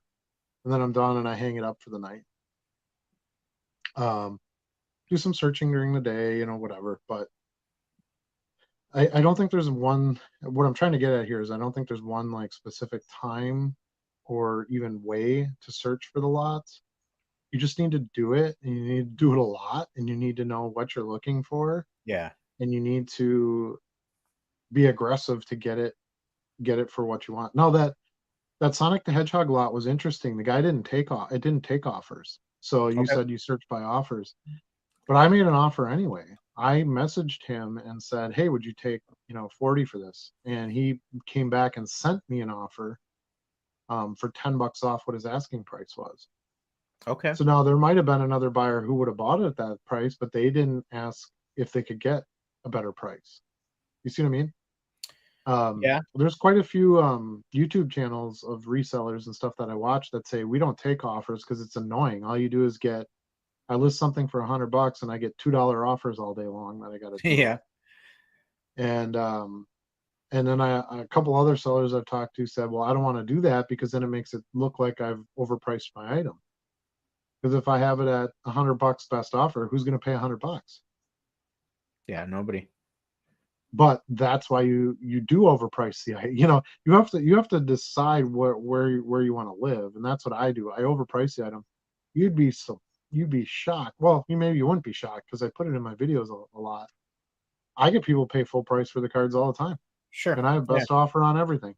And you've experienced that too, right? Depending on what it is. But there's a lot of people that just don't want to bother with it. Especially when you're looking at a low end card. If I'm asking $7.99, do they really need to offer $6? Like, to a lot of people, they're like, that's just not worth it. I'm just going to pay the $8 and be done with it. Right. Because my prices they're not unfair. It's not like they're skyrocket high. It's just okay. The top one sold for $7.50. Well, I ask $8 then. And then that gives me some room when somebody comes back at $6. I can say, I'll take $7, and then everybody's happy because we all got a deal. Right. And it's been very effective, and I'm not going to do it a different way. I haven't seen a reason to have any gain to do it a different way. And eBay actually encourages you to list with offers accepted, and be flexible with that. So I feel that they probably weigh that into the algorithm as well. Yeah. Well, and there's some items where I've gotten a bunch of offers on them, like within a reasonable amount of time, and I'm like, they must be, because I'm getting offers, they must be pushing this item now. Right. So it's kind of like promoting without paying eBay to promote. Yeah. Here's the thing. This is why they put promotions out there, because it gets eBay more money, and they're not idiots, right? So why wouldn't you do that? But if you make sales, that also gets eBay money. Right. So they're not going to totally abandon the idea of, well, if we can get a buyer for your item, we're going to get them in front of it. If you don't promote it, because that doesn't make any sense. If nobody's selling anything, they don't get paid either. So I don't know. I think promotions are great for some things. I don't think it works at all for what we do. And I don't want to give eBay any more money than I have to. Did you watch Bo's show the other night about don't sell low end cards or whatever? I did watch most of it. His Yeah. clickbait story. Yeah. Uh-huh. But a lot of the conversation in that episode was, you got to watch your costs. You pay 8 cents for this, and you pay 2 cents for this, and you don't pay any more than. And that's exactly right, because while you're making money doing volume, you also have your expenses at volume. Right. So pay for promoted listings? I don't think so. If I got a bunch of like Funko Pops that I've had forever that are sitting around that I'm going to move on to another collector. I wouldn't mind promoting that stuff. I don't feel like I'm making a profit on it. I'm just selling it. Right. I need to get it out of the way. Whatever I get, it's money back from what I spent on it. I didn't buy it to flip it. And then, I can use that money to buy some other stuff for my movie theater or something. Hey, look at this. Hello, Bill Betts. Hey, there's Bill. Hi, Bill. How's it going? Pleasure to have you here. Thanks for participating in the chat. We've been a little quiet tonight. slow on the chat tonight. Are we competing with some starting summer weather? Yeah, that might be. I think we definitely have viewers, and we've had viewers through the whole stream. I think a lot of times people aren't watching on something where they can put in a chat. If you're watching on a TV or something like that, Yeah. you're probably not going to participate in chat. my TV has an option where I can, small smart TVs too, where you can go through and you can add to the chat. Like I can pull the Yeah. chat up. I'm not going to type on a remote, and I think most people are watching this stuff while they're sorting cards or Right. um, you know, doing the dishes, whatever their other real activities are. This is sort of their background noise. Yeah. Hopefully, many will go back and watch it and look at some of the presentation materials as well. I think we've got some good value in there. Yeah. I don't know. Well, I guess we could. I don't want to make this so data heavy that this is way too boring either. So maybe let's take a little break and we could do some show and share. Yeah. I think Would you that'd like be that? good. Yeah. Okay. You want to kick it off? Sure. So Do you want me to add your other screen? not yet. Okay. So I'll share on two levels. I guess I'll do some wins and losses for the week. So for wins, especially since we're doing this for your dollar box channel and we're talking about being low end sellers. I isolated the sales I had this week just for low end items. Nice. Yeah, let me pull those up here real quick. There we go. And then I'll share that with you eventually when I get there. Present, share screen. See, it's not so easy now, is it, Charlie? It's easier when you're ready for it before you talk about it. Right. Well, what we should do is have all our tabs open and ready to go. Yeah. Little secret here. I got here about 10 minutes before this thing had to kick off. I was doing a school thing with my daughter, and that's just kind of how our real life is. Last week, Charlie had to jump in later. He was out, with his family doing stuff. So we're trying to make the best presentation we can for everybody, but we definitely have busy lives as well to try to keep everything going. For sure. So you ready? should have something. I got you right. There we go. There. So a few of the dollar box finds that I flipped this week. Some were modest gains. Some were better than others. So 96 Topps Willie Mays commemorative card. You may remember that, Adam. I showed you that when I picked it up at the Fox Cities show a couple months ago now. So I was able to sell that for $1.75. That one buyer paid shipping. So I make a little bit on that one yet. The NASCAR lot that I bought from the Tim's cards show, I guess that was a month ago now. So I've got a Ricky Rudd from that sold. Nice. I got $2 for that. Again, shipping passed on to the buyer. I'm slowly transitioning my store to be free shipping, but I haven't gone back and adjusted all my original listings yet. I do a few every now and then as I pass through them. I may adjust it for free shipping, but for the most part, I just want to sell through all that older stuff. Yep. Then I mentioned earlier, had an Ellie Dela Cruz paper prospect card. Wasn't his first Bowman, but I found that in a dollar box as well. And I was like, man, I know it's not his first, but this is going to be hot when he gets called up. And sure enough, I was able to sell that for $2.75. I probably paid like 40 cents for that, 50 cents for that. I'm glad you sold it when it was hot, because that card is only destined to go down unless he becomes some sort of special thing. Absolutely. Another racing card from that card show that we talked about. So 2017 Panini Donruss Racing. Sold that for $2. Again, shipping passed through on that one. So it's a pretty good sale for a card I spent 20 cents on, I believe. Nice. I recently bought a lot of, I think it was 24 of these 2022 Topps Chrome Sonic black and white Ray Wave cards. And turned a few of those so far. So this week I went a little low on this one. I believe I accepted an offer on this one. Okay. that was really just a factor of Brian De La Cruz isn't somebody that I feel is going to really explode in the market, even when they get some significant playing time. So I was like, Yep. For $1.25, I think I turned that one because I think about the lot overall. What is my profit from the lot overall? Right. This one is going to be, maybe 20, 30 cents, something like that. But at least I'll keep that lot moving, right? Yep. But the big win, MD Sports Cards, good evening to you. The big one for this week was this 1998 Upper Deck holo card. So it's a Raiders Tim Brown card. It's got the nice holo effect. It's got the blur high speed vision on that. Nice. So yeah, so I bought that in a lot.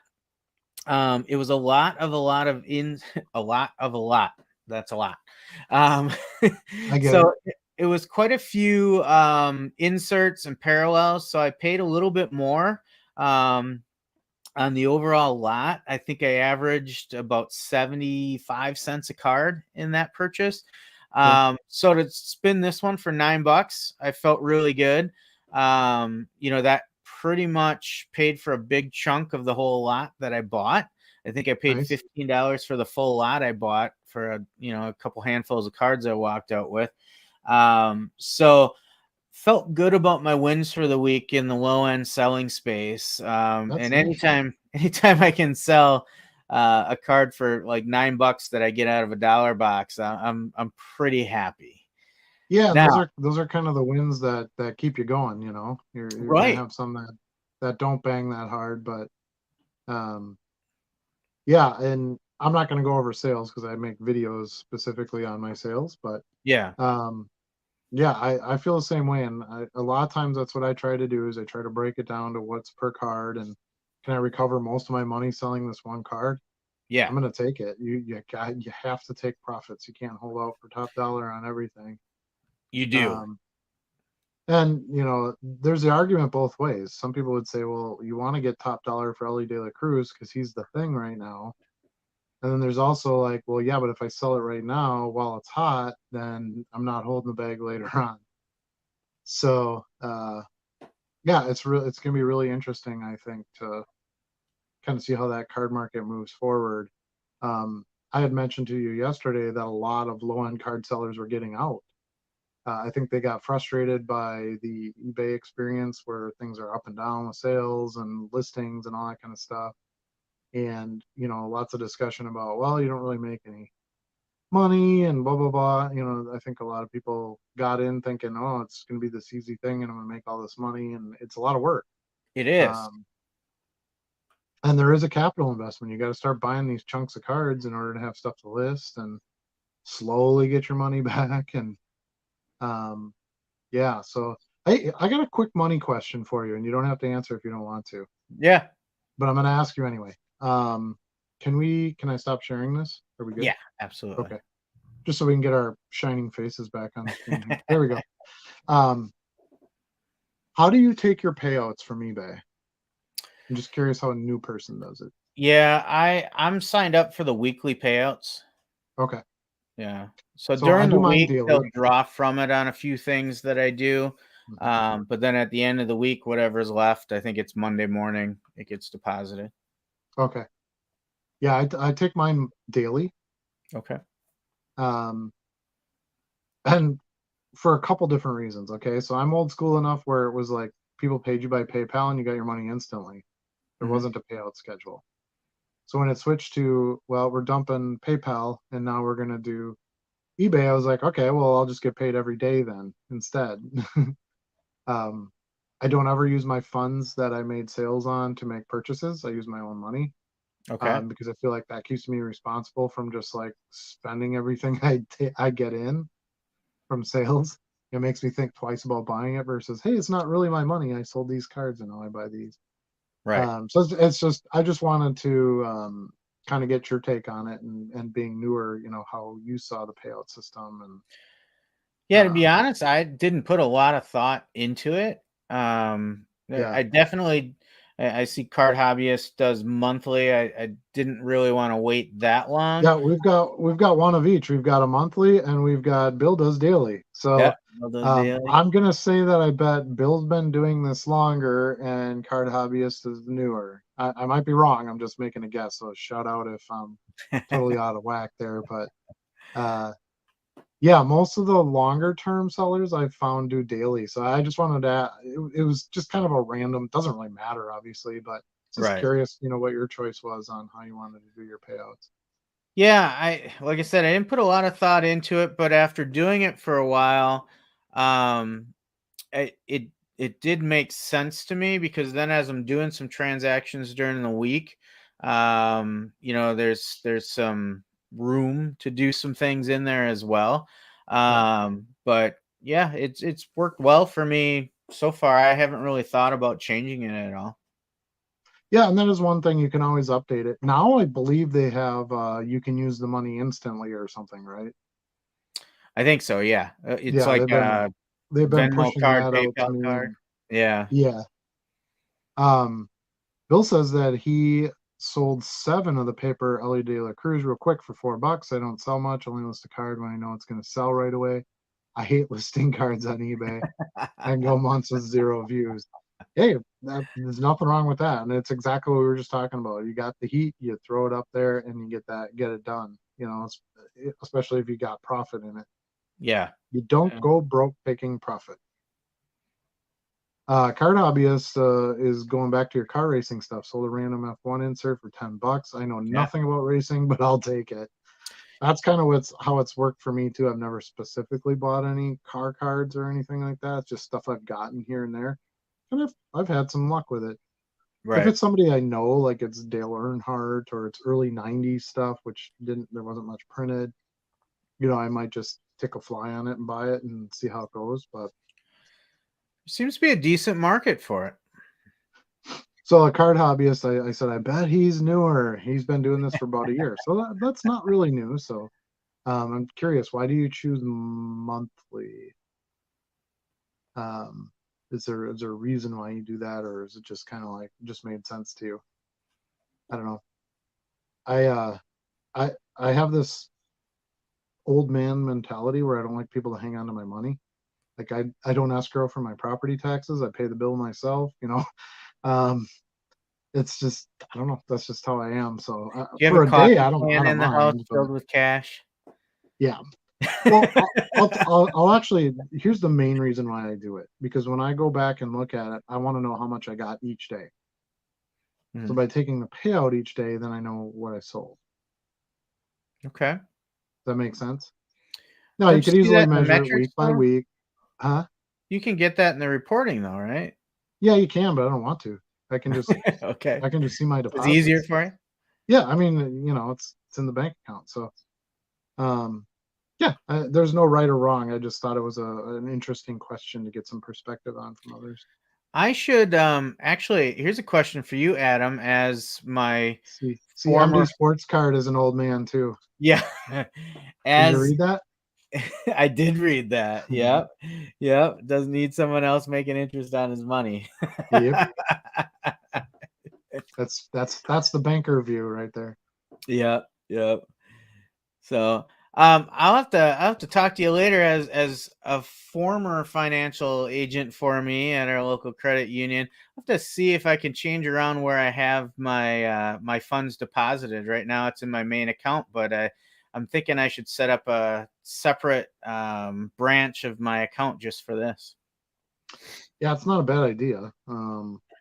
Again, I don't want to get into taxes and LLCs and all those kinds of things, but yeah, there's definitely things you can do to help yourself keep your record straight, I guess is the best way to put it. And if you ever had to,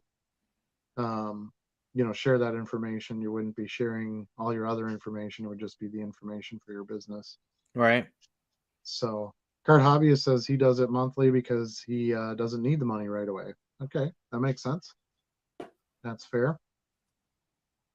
MD says, I'm not sure I consider 33 old, but I have a heavy financial background. Okay, fair enough. That's still the old man. Financial background is still an old man thing. I mean, most of our banking laws were set in like 1945, so we don't change much. Right. Right. Although the Feds did not raise rates today, so that was interesting. I was Yeah, thinking I'm hearing that they're bragging a little bit, saying, "Hey, the things we were doing are working. It's slowed down inflation. It's doing exactly what we wanted it to do." Yeah, and I think they want to watch it a little bit because some banks have had some struggles, like smaller, non-mainstream banks and stuff. But I don't think they want to try to put too much pressure there. Where now you're starting to see notes get called and more Yeah. foreclosures, and like that's not the motivate. The motivation isn't to shove everybody out of what they're currently in. It's to slow down, adding on to it. So Right. Right. yeah, I think it's in a good spot. Now, interest rate drops, I don't know. I mean, that's something that gets talked about regularly by consumers.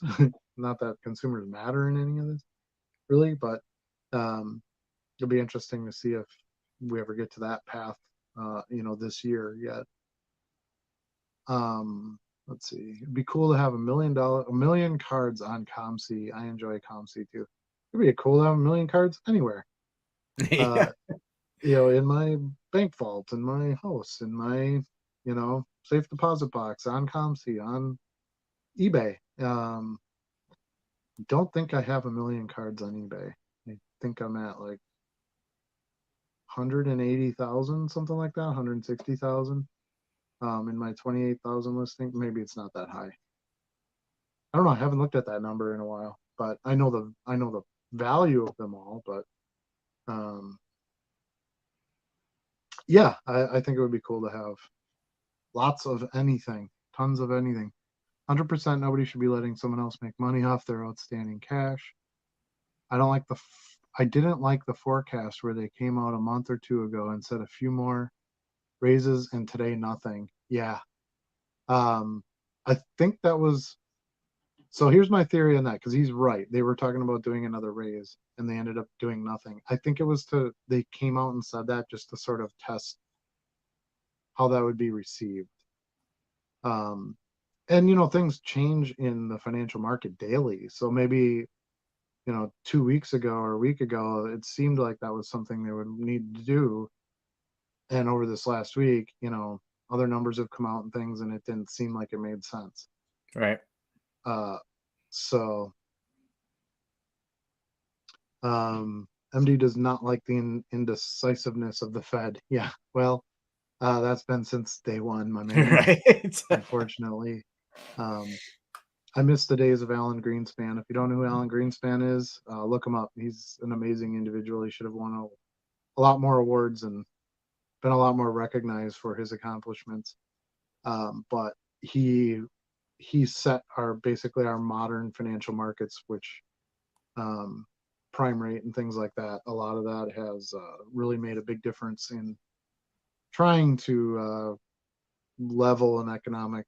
So we're not going to 18% mortgages and then 2% mortgages and then things like that. So Yeah.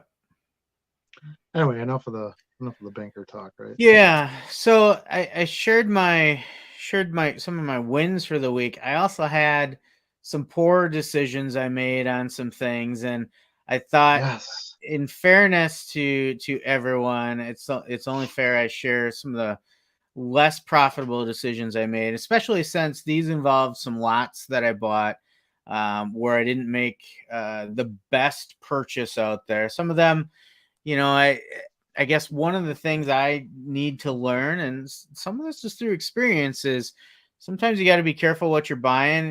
Maybe there's not enough detail in it, and we talk about taking a chance sometimes, and sometimes you win taking a chance, sometimes you lose. It's gambling, right? Yep. Absolutely. So I definitely got some cards recently that I feel like I did not win on that transaction.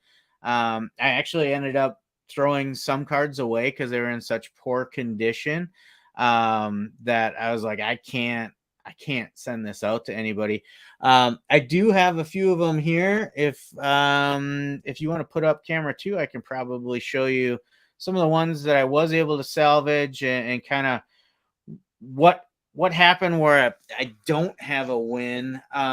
So I'll start here with our good friend E.T. If I can get this right with the camera. There we go. There it is. E.T. Yeah. So I did get a set of maybe 20, 30 ET cards came along with a large lot, and kind of preyed on the nostalgia I had for ET. I remember going to the drive-in theater watching ET and what was it, 82, I think. So I got a few of these in the set. That was part of the excitement. So there's good old ET there. Saying goodbye to Michael.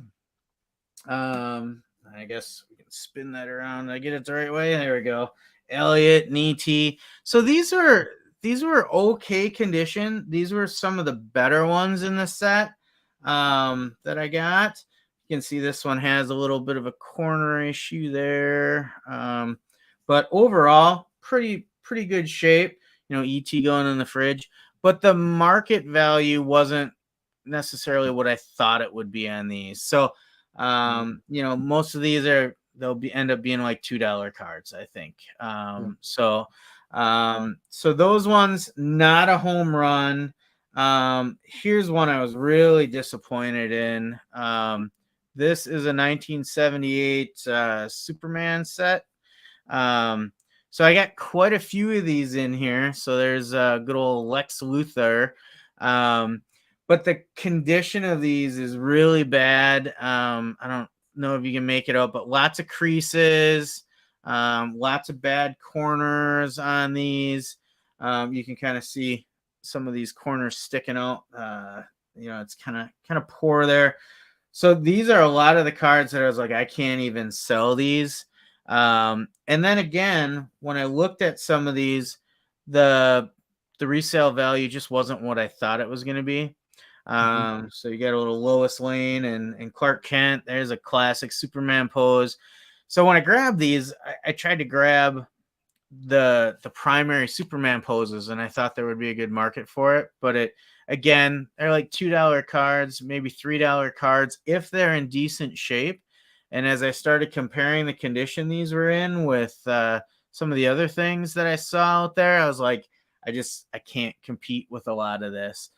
So out of those that I got, I think the best luck I had was with these guys right here, the A-Team. So good old sticker inserts. Yeah, I got a couple of sticker inserts on these, which is what everybody really wants. Yeah, that's the money. Didn't get many, but I did get a few, and I feel like BA's kind of the headliner in that group. Yep, I've sold a few of those. There's a Hannibal Smith. And then some of these base cards, these were in decent shape too. But again, you know, $2 cards. There's Face. Yeah. Do you remember the reporter's name? Oh, gosh. Yeah. I don't. Yeah. I believe her name was Amy. Like Amy Amanda or something like that. She was replaced after like the first or second season. Okay. Little Howlin' Mad Murdoch.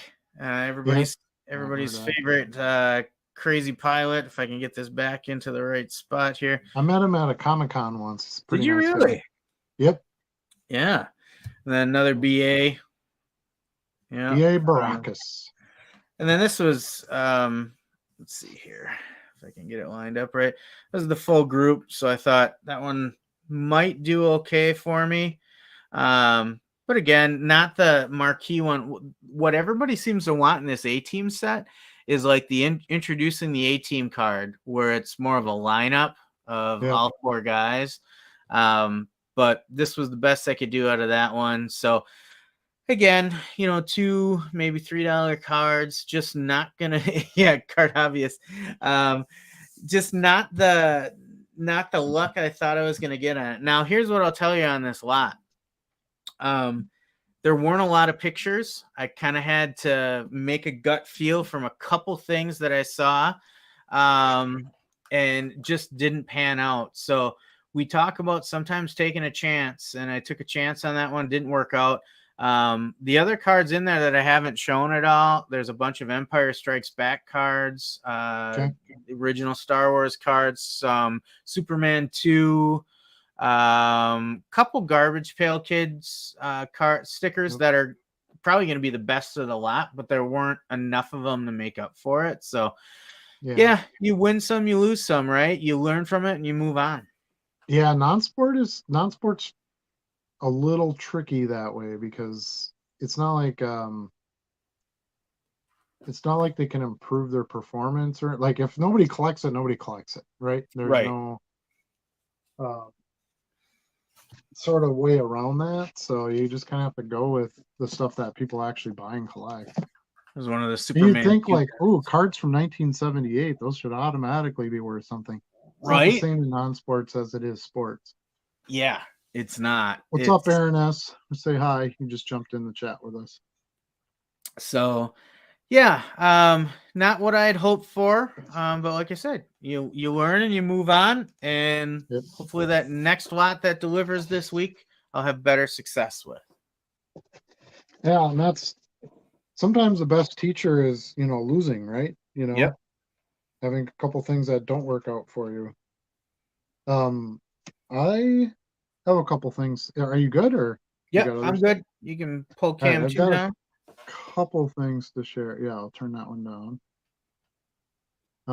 I don't have a fancy camera for mine, so you're gonna have to deal with this. But so I bought this long box. It's 330 cards, I think, 340 cards. I don't remember exactly. I guess I could look. I have my computer right here. But anyway, it was a big lot of modern baseball. So bought this for a couple of different reasons. I don't really open boxes or packs of baseball. I don't care for the prospecting side as much. It's not your lane, right? Not really my lane, but I will buy a big lot of Topps Chrome, Bowman, stuff like that with color inserts and so on. 300 and some cards for $13. So that was my plunge into some modern baseball. I'm probably a little bit late to the game. I probably should have got some of this a few weeks ago and got stuff up, but nevertheless. So I got a lot of stuff like this, just refractors. This is JD Martinez, Garrett Cole. Here's Randy Arozarena, Future Stars. Jazz Chisholm, or Chisholm, I don't know. Brandon Crawford, the X Fractor. I like the X Fractor. Here's my man Rizzo. So these aren't all from this year, obviously not. Rizzo's in the Cubs uniform. Some of these are 2020, 2021, and 2022 are the years. Here's an Altuve X Fractor. Here's a Ryan Braun. You can throw that one out. Bruce City, baby. Bruce City right here. Right. And then there were some Allen and Ginter Chrome. So like here's a Sheen. I have that one, yeah. Sweet. Ernie Banks. Willie Mays. So I like that kind of stuff. That's good for me. Here's A-Rod. Here's a nice Mojo rookie of Brandon Marsh. Refractor. Moustakas, pink. Here's another pink Gaussman. I mean, some of these aren't big names, obviously. Here's an Alonso base. So there's some good vets in here too. Bobby Witt, Nolan Arenado, Soto. Let's see. So there's some base in here. I didn't pull out like all the rookies and all the prospects because there's a lot of first Bowman and stuff like that.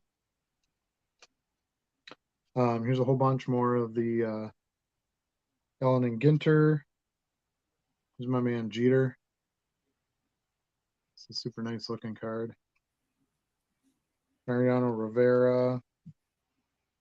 So here's some of the current, banging stars. Here's Jordan Walker. Yep. Right. Jason Dominguez. Let's see. I got an Aaron Judge in here, just a base bowman. Vlad Jr. Here's a couple of refractors. Oops. Got Matt Olson here. Having a great season. Yeah, there is some there's some Trout in here. There is some, some of the bigger names too. Here's a Springer refractor. Let's see, trying to find some of the good rookies here. Yeah, Dylan Carlson. I don't know if he's any good anymore. I mean, he was hot for like 2 seconds. That's about as long as you get in baseball. Alec Bohm. Bobby Dalbec. Got a few of those. Mountcastle rookies. Chrome. Adele. Ke'Bryan Hayes. Refractor. Casey Mize refractor. There's a Trout refractor. I mean, I think I'm okay so far for my $13. I didn't think of where the other prospect ones are. There's more in here yet. But there's, like I said, tons of just chrome base and refractors and mojos and things like that. Here's another Alec Bohm rookie. Luis Robert refractor. Freddie Freeman refractor. I'm a Freddie Freeman fan, by the way. Max Scherzer. Just some nice quantity of some parallel stuff. Sure. Clayton Kershaw. Here's the Stars of the MLB, but it's the Chrome version, which were, harder to pull, of course. Here's an O'Neal Cruz rookie. Yep. I don't know if he still matters or not either. Randy Ariza, the Rookie Cup. So one of the things I know about baseball, just from the sales I have had before, their non-rookie card years are okay if it's the Topps Rookie Cup. There are collectors that just collect cup cards. So I found good value in those. A lot of times you'll find those cheaper because they're not rookie cards, but they can sell, in many cases, pretty strong compared to the rookie card. Jeremy Pena. I don't know why I pulled that out. I guess he's good. He had a great postseason last year. Yeah, I remember. I hear people talking about him, so I just kind of pulled out names, right? I'll go through these a little bit more when I get that far. Wander Franco rookie. Out for the season. Yeah, he broke his ankle. Yeah, that sounds about right. Bobby Jr. Tatis, So it wasn't like it was, a bunch of names of scrubs. Here's some more Ginter. Another Dalbec. Here's a Wander Franco Chrome rookie. Cunha, love that picture. He's super hot right now, of course. Mark McGwire. The guy I actually watch. Check out this Joe Torre car. Awesome. It's like the 52 Topps. Trent Grisham. Now this is like the sepia, I think they call it. Yep, sepia. And then a ton of first Bowman. So like here's Elijah Tatis. I don't know any of these dudes, but this is the best way to learn. Mozziati or Mozzietti. Escato. And then some Chrome first. Peyton Wilson. Yeah. Luis Gonzalez. I feel like you've been going through my cards, Adam. Alvin Guzman. I only paid $13 for all this, so. Yeah. Mm-hmm. And I've only showed you maybe 50 cards. Maybe some of the better ones too, but still. But yeah, these are all first Bowman. Gabriel Arias, another Luis Gonzalez. Trying to see if there's any bigger names in here. I don't even really know necessarily what I'm looking at, but here's another Wander Franco Bowman. I think he's still a thing, right? Yeah, definitely. Here's a Joey Bart rookie. He used to be a thing. I'm guessing he's not a thing anymore. Yeah, he hasn't lived up to the hype so far. Yeah, which that's okay too. Jake Vogel. Royce Lewis, is he any good? Yeah, he's back from injury. Got that one. I got a flashback rookie. There's a lot of Royce Lewis rookies. He's playing well. Hopefully he can stay healthy. That's good. Alec Thomas, is he any good? I don't know too much about him. Here's a really cool insert. Generation. It's Lars Nootbaar. Lars Nootbaar. I love his name. Numbered out of 299. I mean, Brett Beatty. He must be good. I sold a bunch of his rookies earlier this year. Mets hot prospect. Spencer Torkelson refractor. This one I like. I think I'm going to hang on to this. This is the talent pipeline, which I always thought was a cool insert, and it's the refractor, and it's all the Cubs top. So Alfonso Rivas, Corey Abbott, and Brennan Davis. Sure. Here's a guy you probably know, Uraba, however you pronounce him, Brewer. Yeah, he's not a big hype one. Stop. That's not what I wanted to hear. And then another Peyton Wilson, first Bowman. I don't want to dig too much further into this here because it's not going to be entertaining after a while. But yeah, there's a lot of stuff in there, and I like $13 is the right speed for me. Yeah. Lets me dip my toe into some of that. I can list a few of those guys, see how they do. Maybe some of the ones that aren't names now would be names down the road, but I don't have an investment, big investment in them. Right. So it's kind of what I always do with baseball. I might buy I really like the big league product. I bought a few blasters of that, and that stuff resold really well. Fun. So I'll find some fun products at, a smaller retail price here and there, and have some fun with something to rip and try to get a couple prospects for an auto or something. But yeah, basically just try to buy something in bulk and hope I get something. I was impressed with the Wander Franco rookies. I figured those would have been pulled for sure. He stalled a little bit the way last season went, but he's starting off pretty decent this year, so he might reclaim some of the hype he's still value. A kid. I mean, you gotta. The thing that's always frustrated me about baseball is these guys go for all these big bucks before they do anything. They make them the day-to-day major league team, but they're not hitting 4 home runs a day. Right. And so everybody bails on them and they just go to the next one. And I just don't get that. I like, that's why I kind of stick to football because I think Patrick Mahomes is a generational quarterback. I thought he was when he was a rookie. And obviously I was right to some degree. I bought some of his rookie cards, $3-4 a piece, which are way more than that now. And as he's won and he's got MVPs and Super Bowls and, throws the ball well, his stuff goes up. It doesn't go down. Like, I don't know. Baseball is just so weird. Yeah. And some of these guys, they start, let's say you've got a Bowman Chrome, first Bowman Chrome auto, right? And it goes for $300.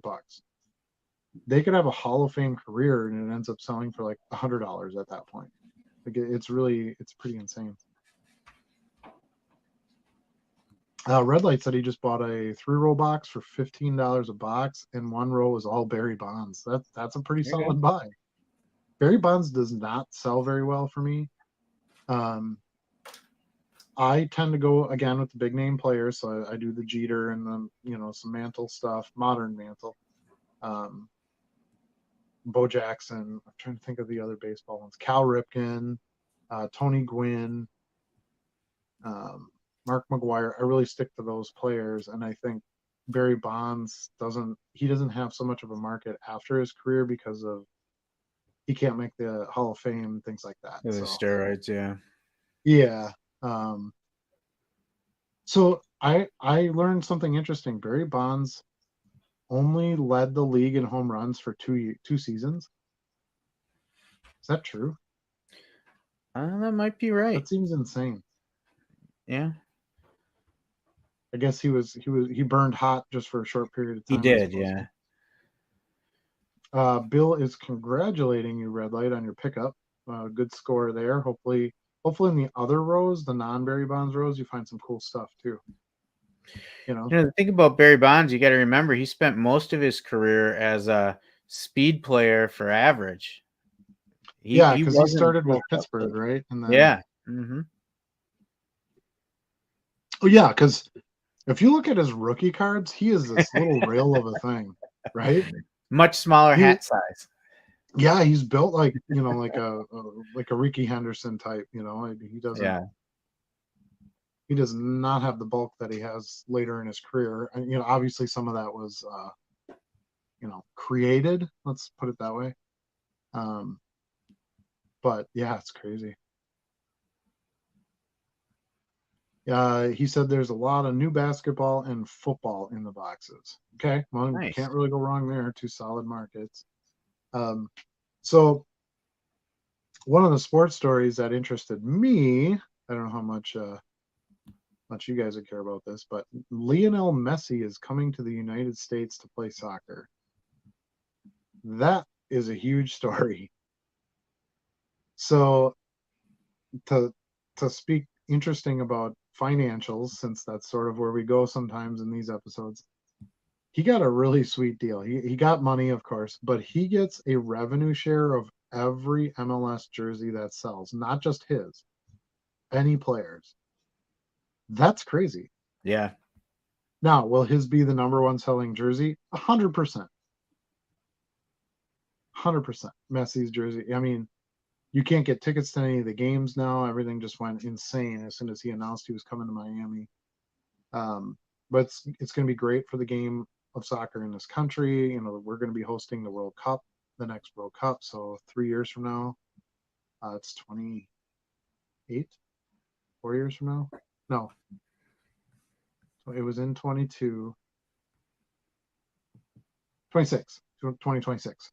We're going to host the Men's World Cup in the U.S. So, he's got this time now to ambassador and, really try to build the sport here. So if you don't do soccer or you've thought about doing soccer, this might be a time to start to look to get into it because if it grows in the U.S., cards will be huge. So anyway, Bonds was a 30 game changer. Guy. Huh? It's definitely a game changer. Like he's creating a new path for revenue for players too. Yeah, well, so he was going to go sign in Saudi Arabia, which is like the new thing that European stars do. Like Ronaldo plays over there now. They have probably the most money in the world. They have oil money, so extremely rich. And they just write large checks for these players. And of course, they'll go play wherever they get their biggest check. And they made Messi a good offer too. But I really think he wanted to try to. He's got a family, he's got kids, and that kind of thing. I really think he wanted to get to the U.S. and try to do something here. Think of it like Pele's path, right? So Pele played in the late 50s, early 60s, and really grew the sport, where he's from, which is Brazil, and took it to another level. Well, he came to U.S. and became the U.S. soccer ambassador and pretty much single-handedly built the sport here because there wasn't exposure to other countries and other sports, at that time. There's no internet. You didn't see a Brazilian soccer game on United States television in 1958, right? Maybe there would have been some reporting on the World Cup, things like that. But the world's much smaller now. You can see anything at any time. I watched the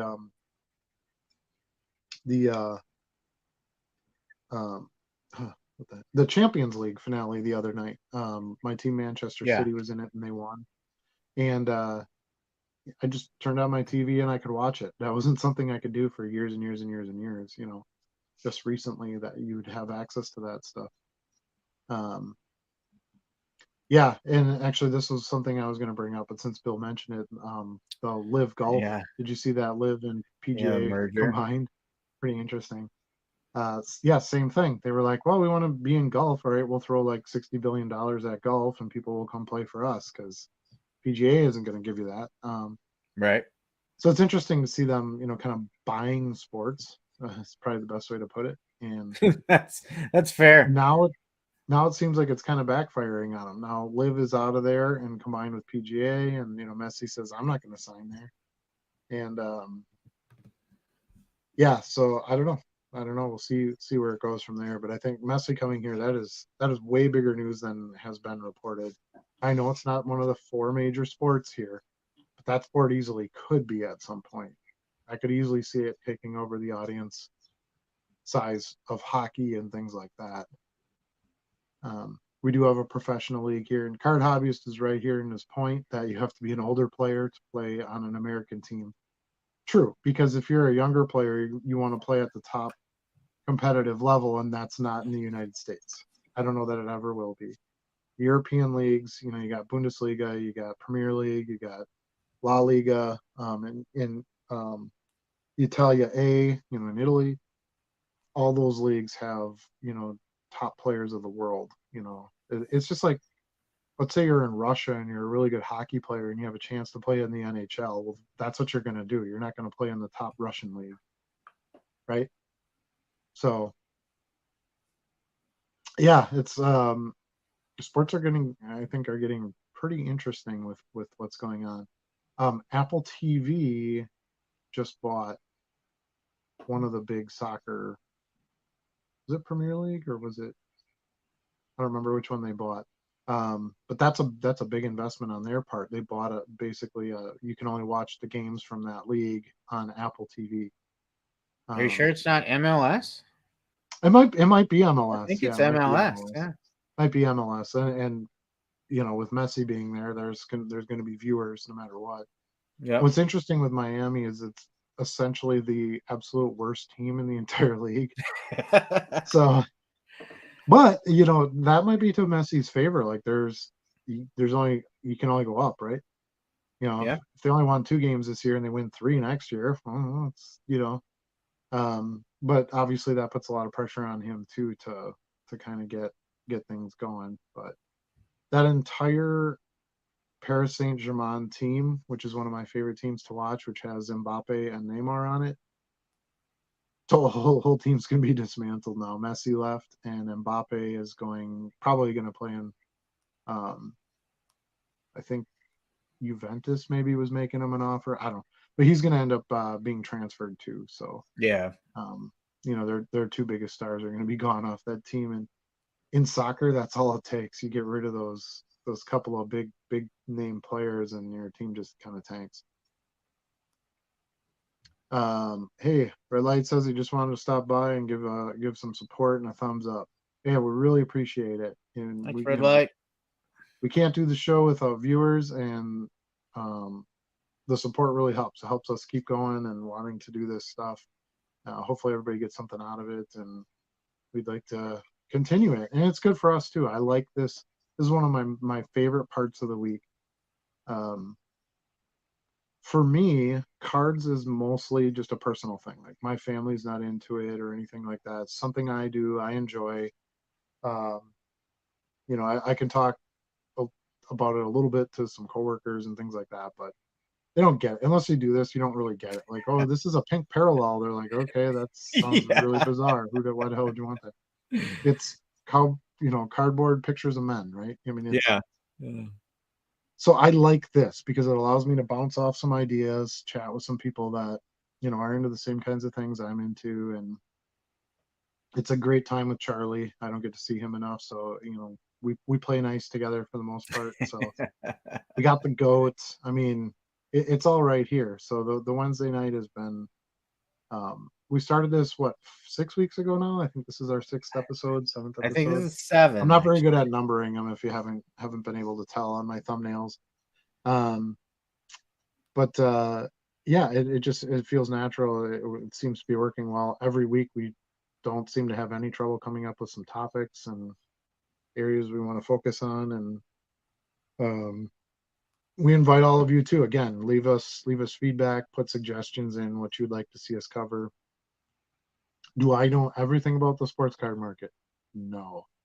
Does Charlie know everything about the sports card market? Absolutely not. So we are here to learn too. So we want to learn from you and share some experiences and some ideas, some do's and don'ts. And yeah, that's the great thing about the chat is it's give and take, right? Like we can share our ideas and thoughts, but we want to hear yours too, because we're not the first to do this. We're not going to be the last, and everybody's got a different perspective. And we can learn from each other. I mean, the show is absolutely more enjoyable when you're chatting with us and we can talk back and forth.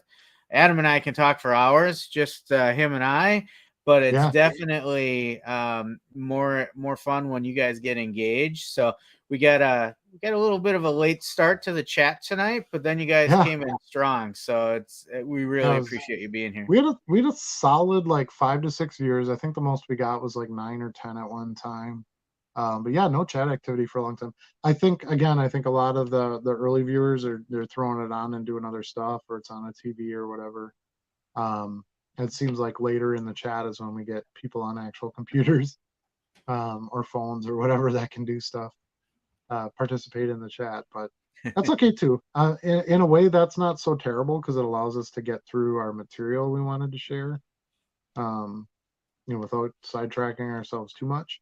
And then we just get to kind of have chill and talk time and, share some goodies and that kind of thing. I'm trying to think if I don't know if I got anything else fun to share stuff. I've got some more Sports Illustrated for kids, but I think I've bored you guys to death with those at this point. I did get these are kind of fun. I did get a nice, I don't think I showed these last week. I think I just got these. 1955 Bowman football. Okay. Are those original or the reprints? Huh? Are those original or the reprints? These are originals. Okay. And look at what nice shape they're in. Because I know there's a whole set of reprints too that came out, right? No, these are definitely originals. I sell a ton of 1955 Bowman. It's a very, very, very popular set. So I'm always looking for lots of them. These were in particularly good shape. Normally they were glued in an album, or that was like a hot thing to do at the time. So there's like paper loss or sticky stuff or wax or something. These weren't trimmed. Corners are pretty nice. So I was really pleased with these. So I had to pay almost $1 a piece for them. But average price on these cards, I get like $5 a piece. So it's an easy money maker. Here's a nice packer. If you're into that sort of thing. What was also cool about this year's set, I'm gonna see if I can find one. They actually, I don't know if you can see this, they actually put rookie right on the card, right here. See under the name it says rookie. I don't know if you can see that. Yeah, it's having trouble. It says the name of the player, then it says rookie, and then it says the team. So that was kind of cool because back then that wasn't something they did. It sort of helps you when you're doing your research and stuff on the cards. To oh, this is a rookie. I should probably look this up. It probably goes for more than the $5.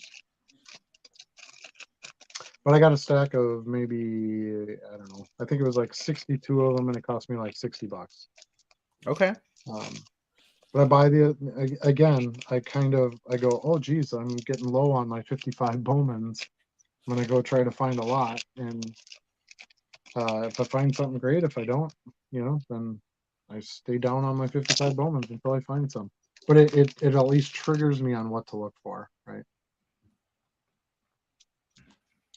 This one is kind of fun. I'm a big fan of the Zenith set. Do you know what Zenith football is? Yep. And I love these like nameless cards, or I can't remember what they're called. PAC. Well, they're Pacific, which is I'm a fan of because that's like the old 90s football for me.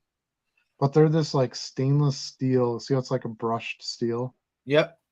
Card, and then the player's name on the bottom, and they're just freaking baller. I love them. So I bought a nice little lot of these. I got CD Lamb, Treylon Burks, which is a rookie card. My man JJ, Justin Jefferson, the greatest world wide receiver in the league. Take that, Devontae Adams. Derrick Henry, the Man Eater. This really nice red was kind of mosaic parallel of Stafford. Believe it or not, Matt Stafford stuff sells. I sell Matt Stafford here and there. He is a Super Bowl winner. So Mr. Burrow, of course, the most popular man in the NFL right now. And last but not least, I don't buy any lot unless it has Patrick Mahomes in it.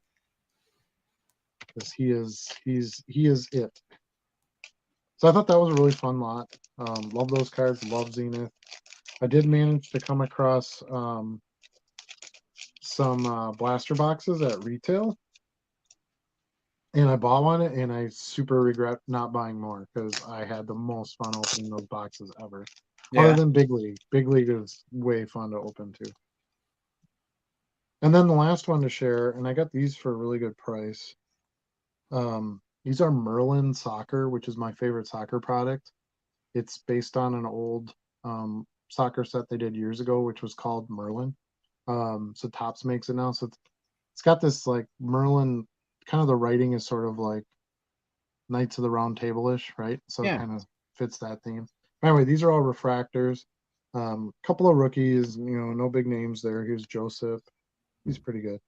But I got Neymar, which is one of the biggest names in soccer. Mohamed Salah, who held the rookie scoring record for what we thought was going to be forever, turned out to be just a few years because Erling Haaland blew it out of the water this year. It's Cristiano Ronaldo, as we all know him. Diego Jota. Youngmin Son. He's pretty amazing. Dominic Sablacia, I think is how you pronounce it. Not the biggest name, but really nice refractor cards of some of the top players. Soccer cards sell kind of high priced because they don't print that much. It's a world market. I have a bunch of them that like go overseas and that go through the global shipping program, so they're a good buy that way. And then what was tossed in was this cute little Pokemon card. Look at that. Yeah, I think it's supposed to looks like an axolotl. It's actually a Japanese card because I can't read any of this. And it is a V. You know what V's are, right? Yeah. It's a fusion, a V, and it says fusion on there. I don't know what that means either. I thought that was kind of fun that it was fun that the throw-in card was a Pokemon card, right? With soccer cards. Ironically, my son Caleb sold a Surfing Pikachu card this morning for $32. Yeah. And so now it's like, well, we know who the best card seller is in the house. Right. So I have to get some tips from him. He's buying the better stuff. All right, we got a few more chats here. Let's try to get through some of these and catch up a little bit. Saying you collect vintage is more accepted, it seems like. Here's my 1970 Hank Aaron. They say cool. Here's my 2018 Ohtani rookie. They say why. I think both are great. I think Ohtani is a transcendent player. I mean, he's a two-way athlete, which in one sport, which is kind of insane. But yeah, Hank Aaron, of course, is the legend, the long ball master. Yeah, I don't see why we can't all appreciate both, right? I mean, at one point, a 1970 Hank Aaron was a modern card. Yeah.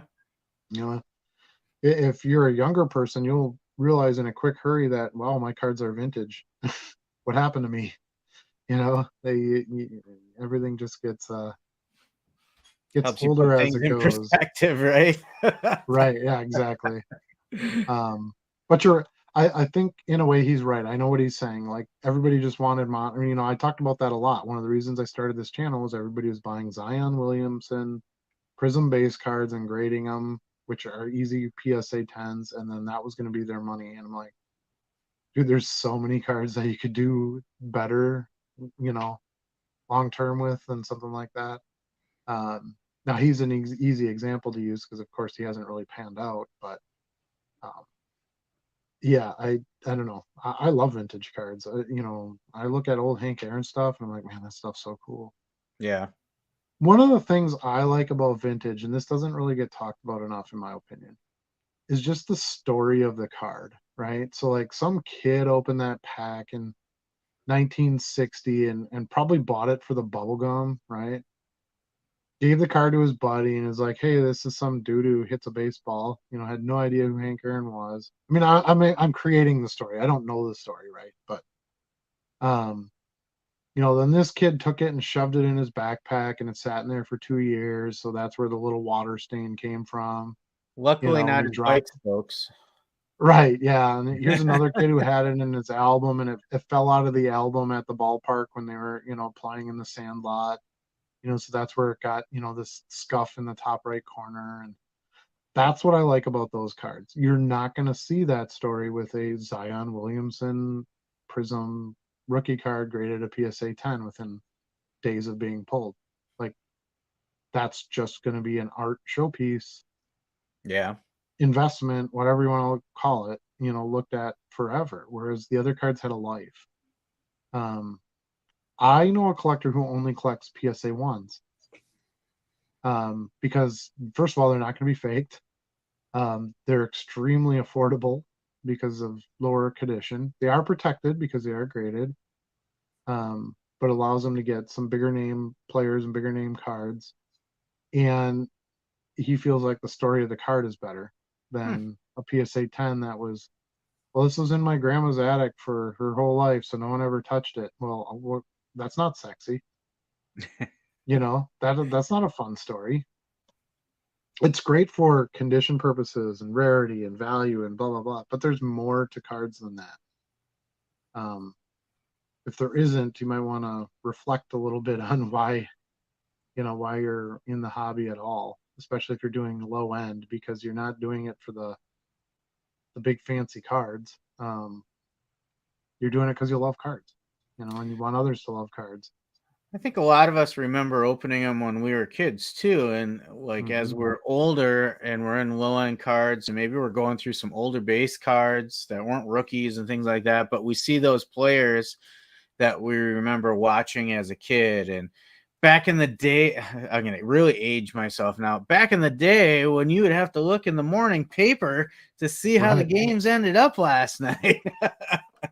It's true. I mean, I remember, when I first got heavily into the stock market, same thing.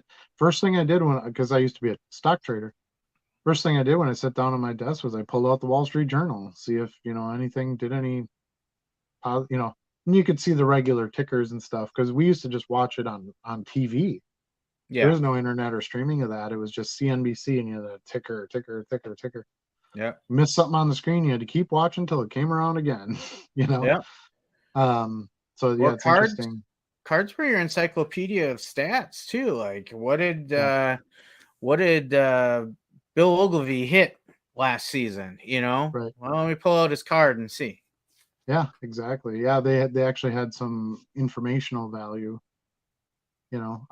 I couldn't tell you the last time I read the back of a modern card to see what it actually said.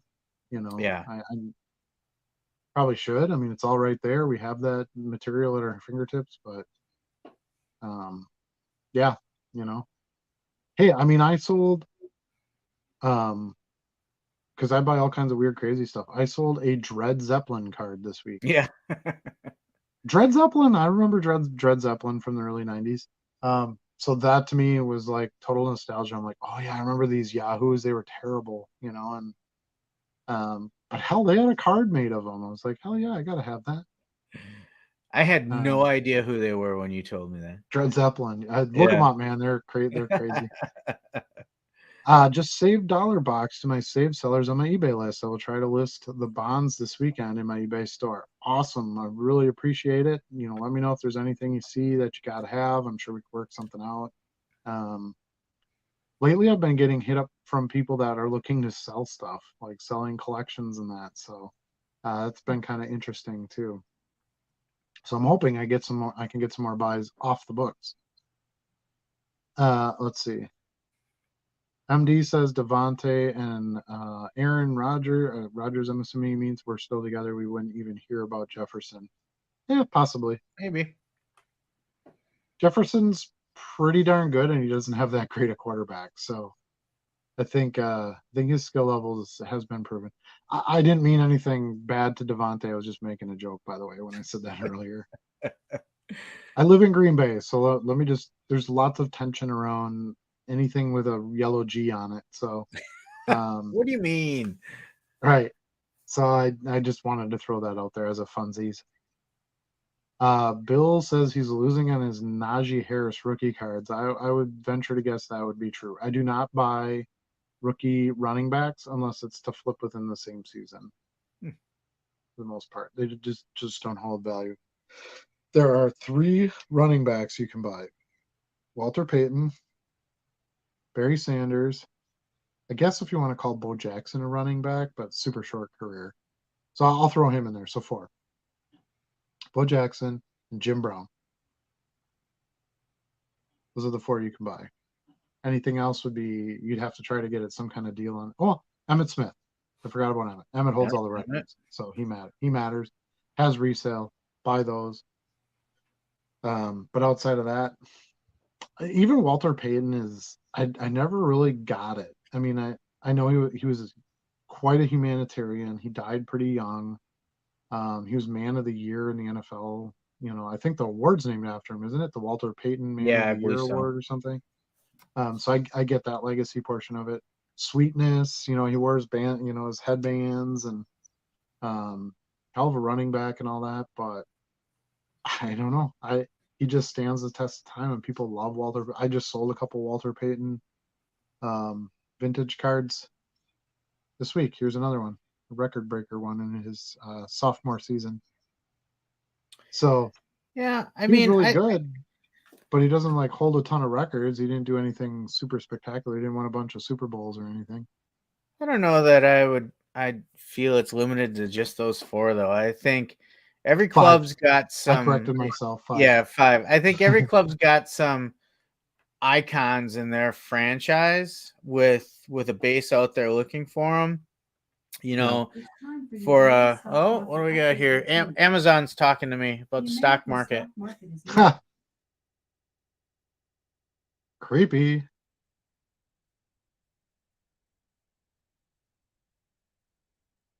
Right. Yeah, she gives me a stock market update every day, whether I want it or not. I need to turn that off one of these days. But, you know, you think about, you know, Eric Dickerson and Marshall Faulk. Mm-hmm. And if you're a Ravens fan, you're probably always going to remember Jamal Lewis. And so are they huge markets? Probably not. But I think there's some worth some hobby. Yeah, and I was referring more as like far as a player you would stock, right? Like I have a few hundred Emmitt Smith cards, a few hundred, actually probably a couple thousand Barry Sanders cards. I don't think I would carry. I just sold a Tony Dorsett rookie card that I got on my little $3 vintage lot.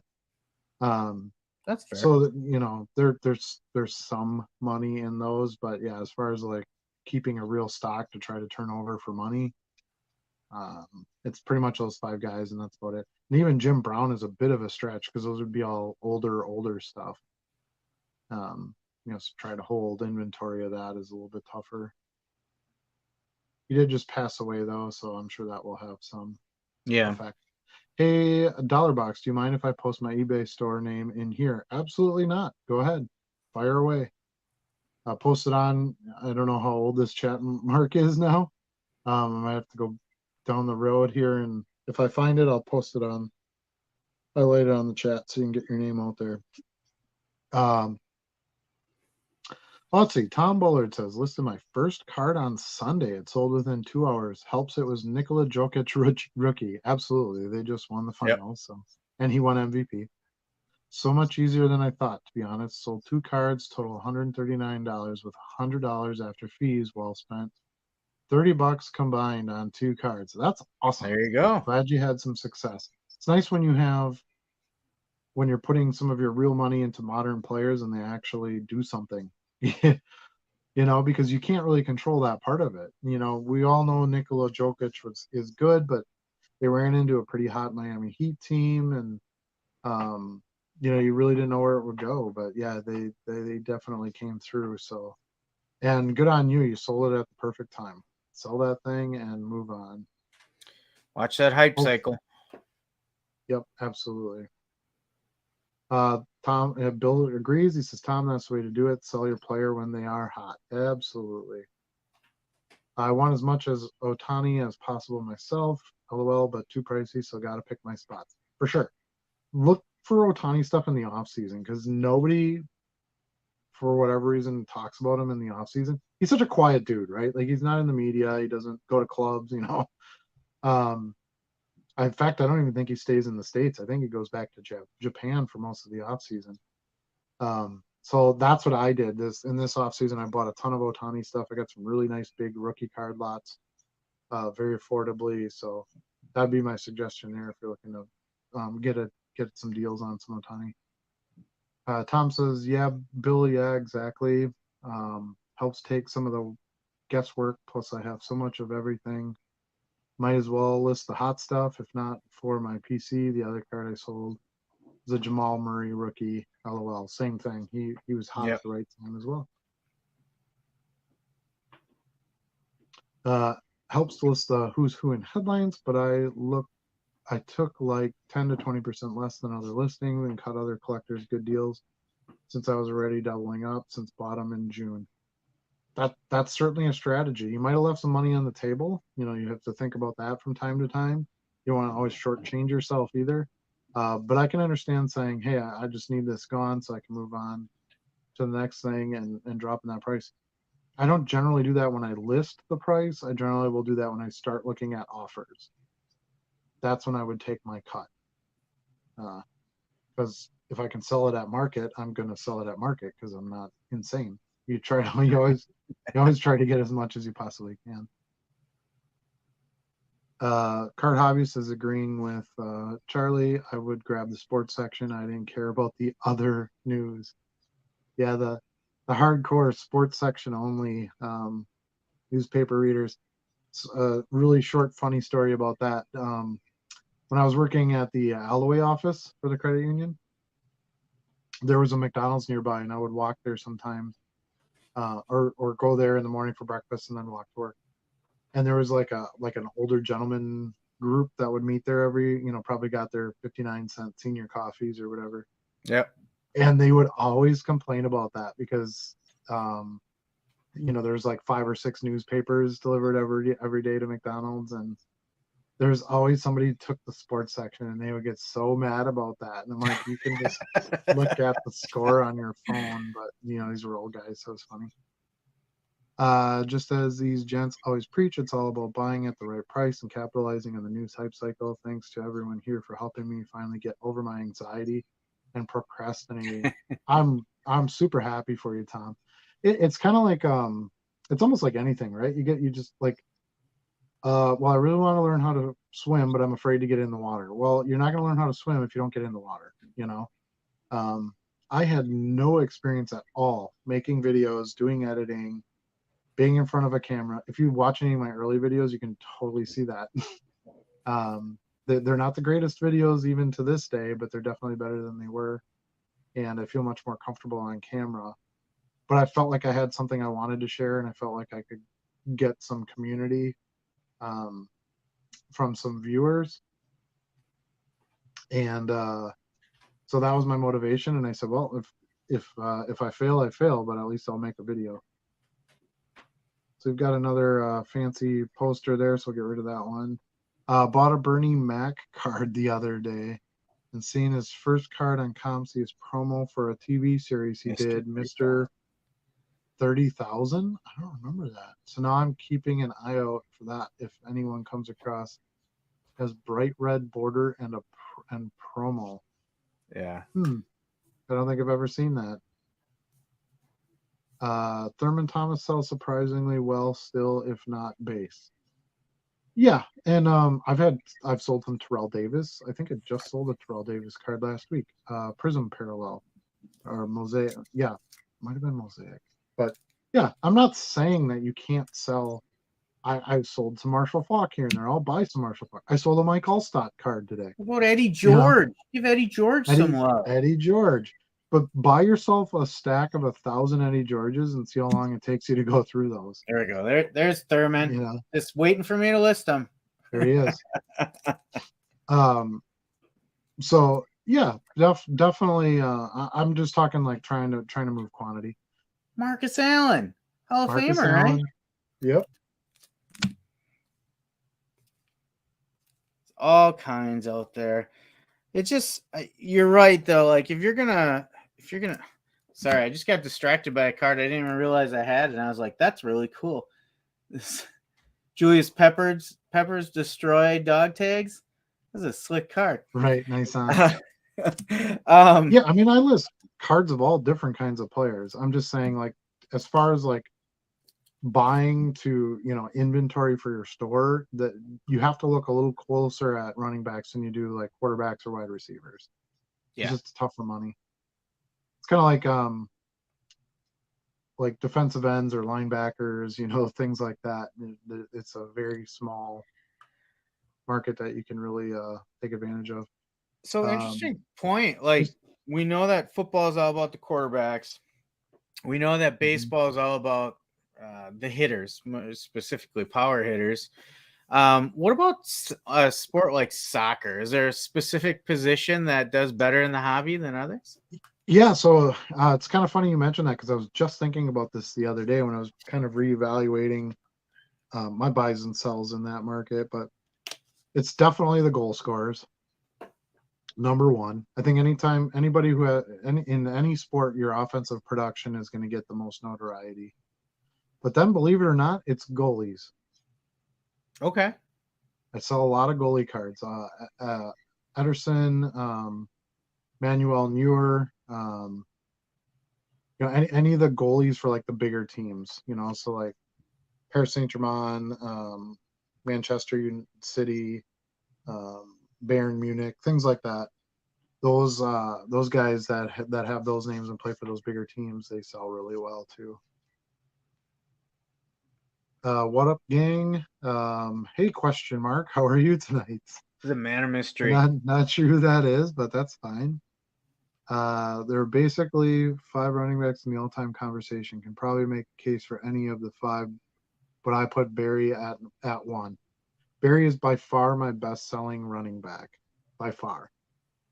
So I buy lots of Barry Sanders, and it's kind of fun because he was basically there the same years that Brett Favre was. So I find a lot of them together.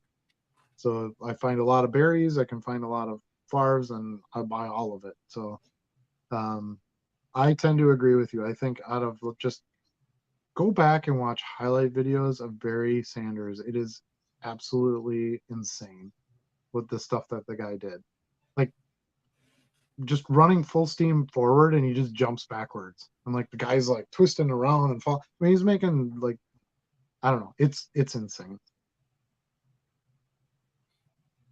Barry, Emmett, Peyton, Brown, and LT.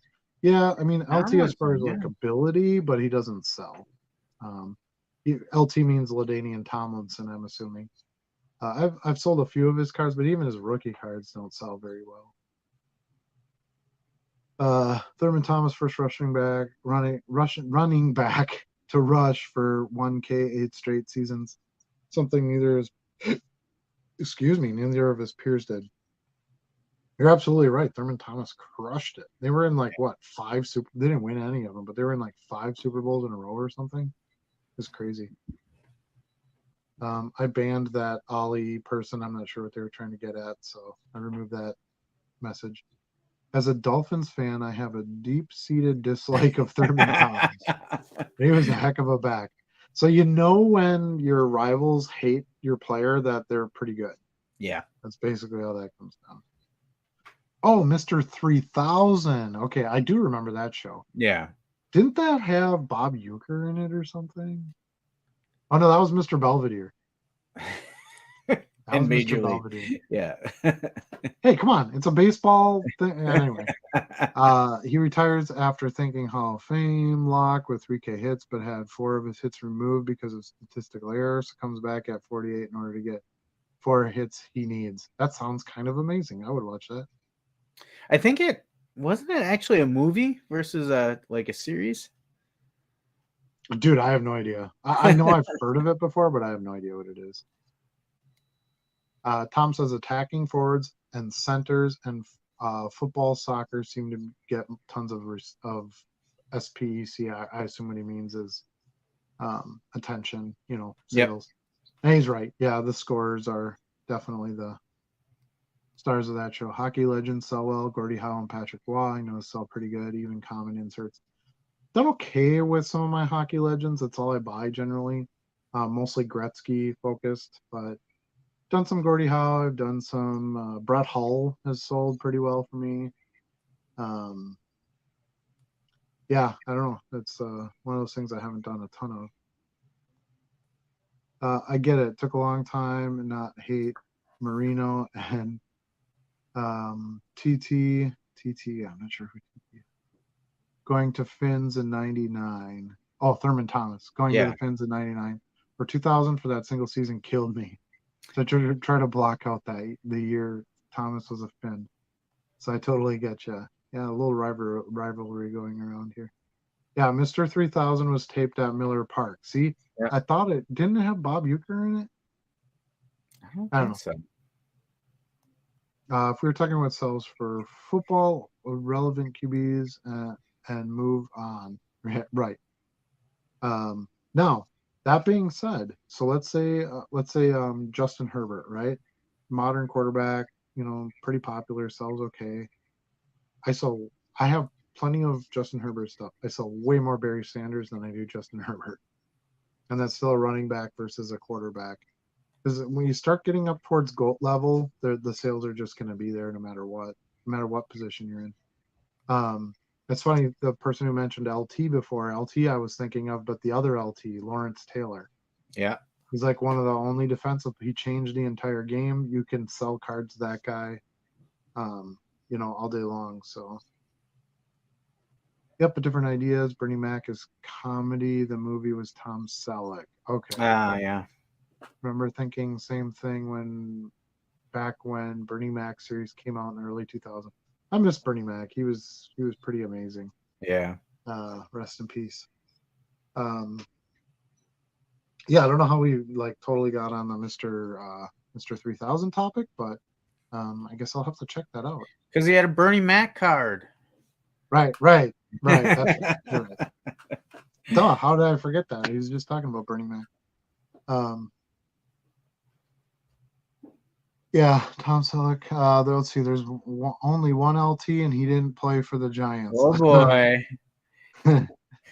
Well, he came first. So if you're looking at chicken and egg, the first LT was Lawrence Taylor. Oh shoot. Yeah, correction on the Mr. 3000 stuff.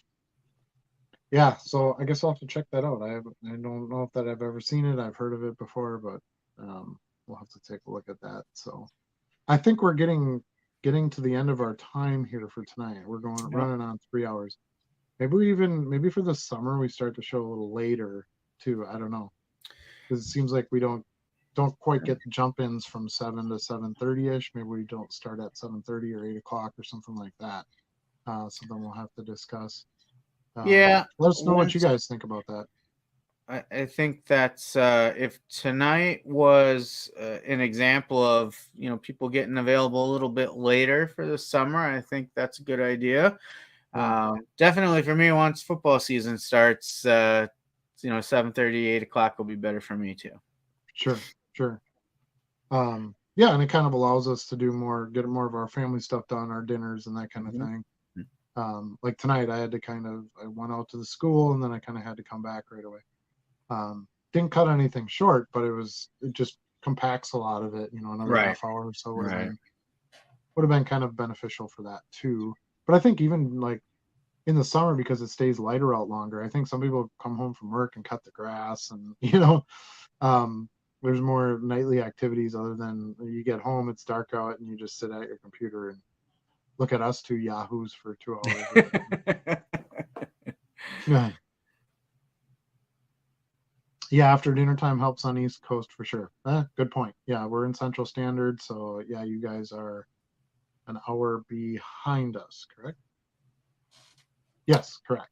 So if we start at East Coast is an hour ahead of us. Hour ahead, yeah. So if we start at 7, it's 8 for you guys. So interesting. So you would like it to even go later. Huh. Yeah, well, something we'll have to kick around. I'm not opposed to changing the time. I'd like to keep the same night. I think it's important to have some consistency so you guys kind of know when we're going to be on. East Coast is used to those late nights, man. Their sports events don't even get done till midnight half the time. Yeah, well, yeah, the 18-inning ones, right? So, yeah, Card Hobbyist says, peace, everyone. I I would agree with that sentiment. And yeah, great show. Thanks everybody for participating. Really enjoyed having you. Charlie and I are getting better at the tech, so let's round of applause for us too. Not great, but better. Yeah, we got our hands out of our pockets, and we use some of this new fandangled modern tech and put something together. So we're going to continue to look at expanding on some of that too, so that we can share even more and have some more cameras, make things more exciting. So thanks everybody for joining us who watched live. Anybody who's watching this in the in the streaming later. Thanks again for watching, and we'll see you again soon.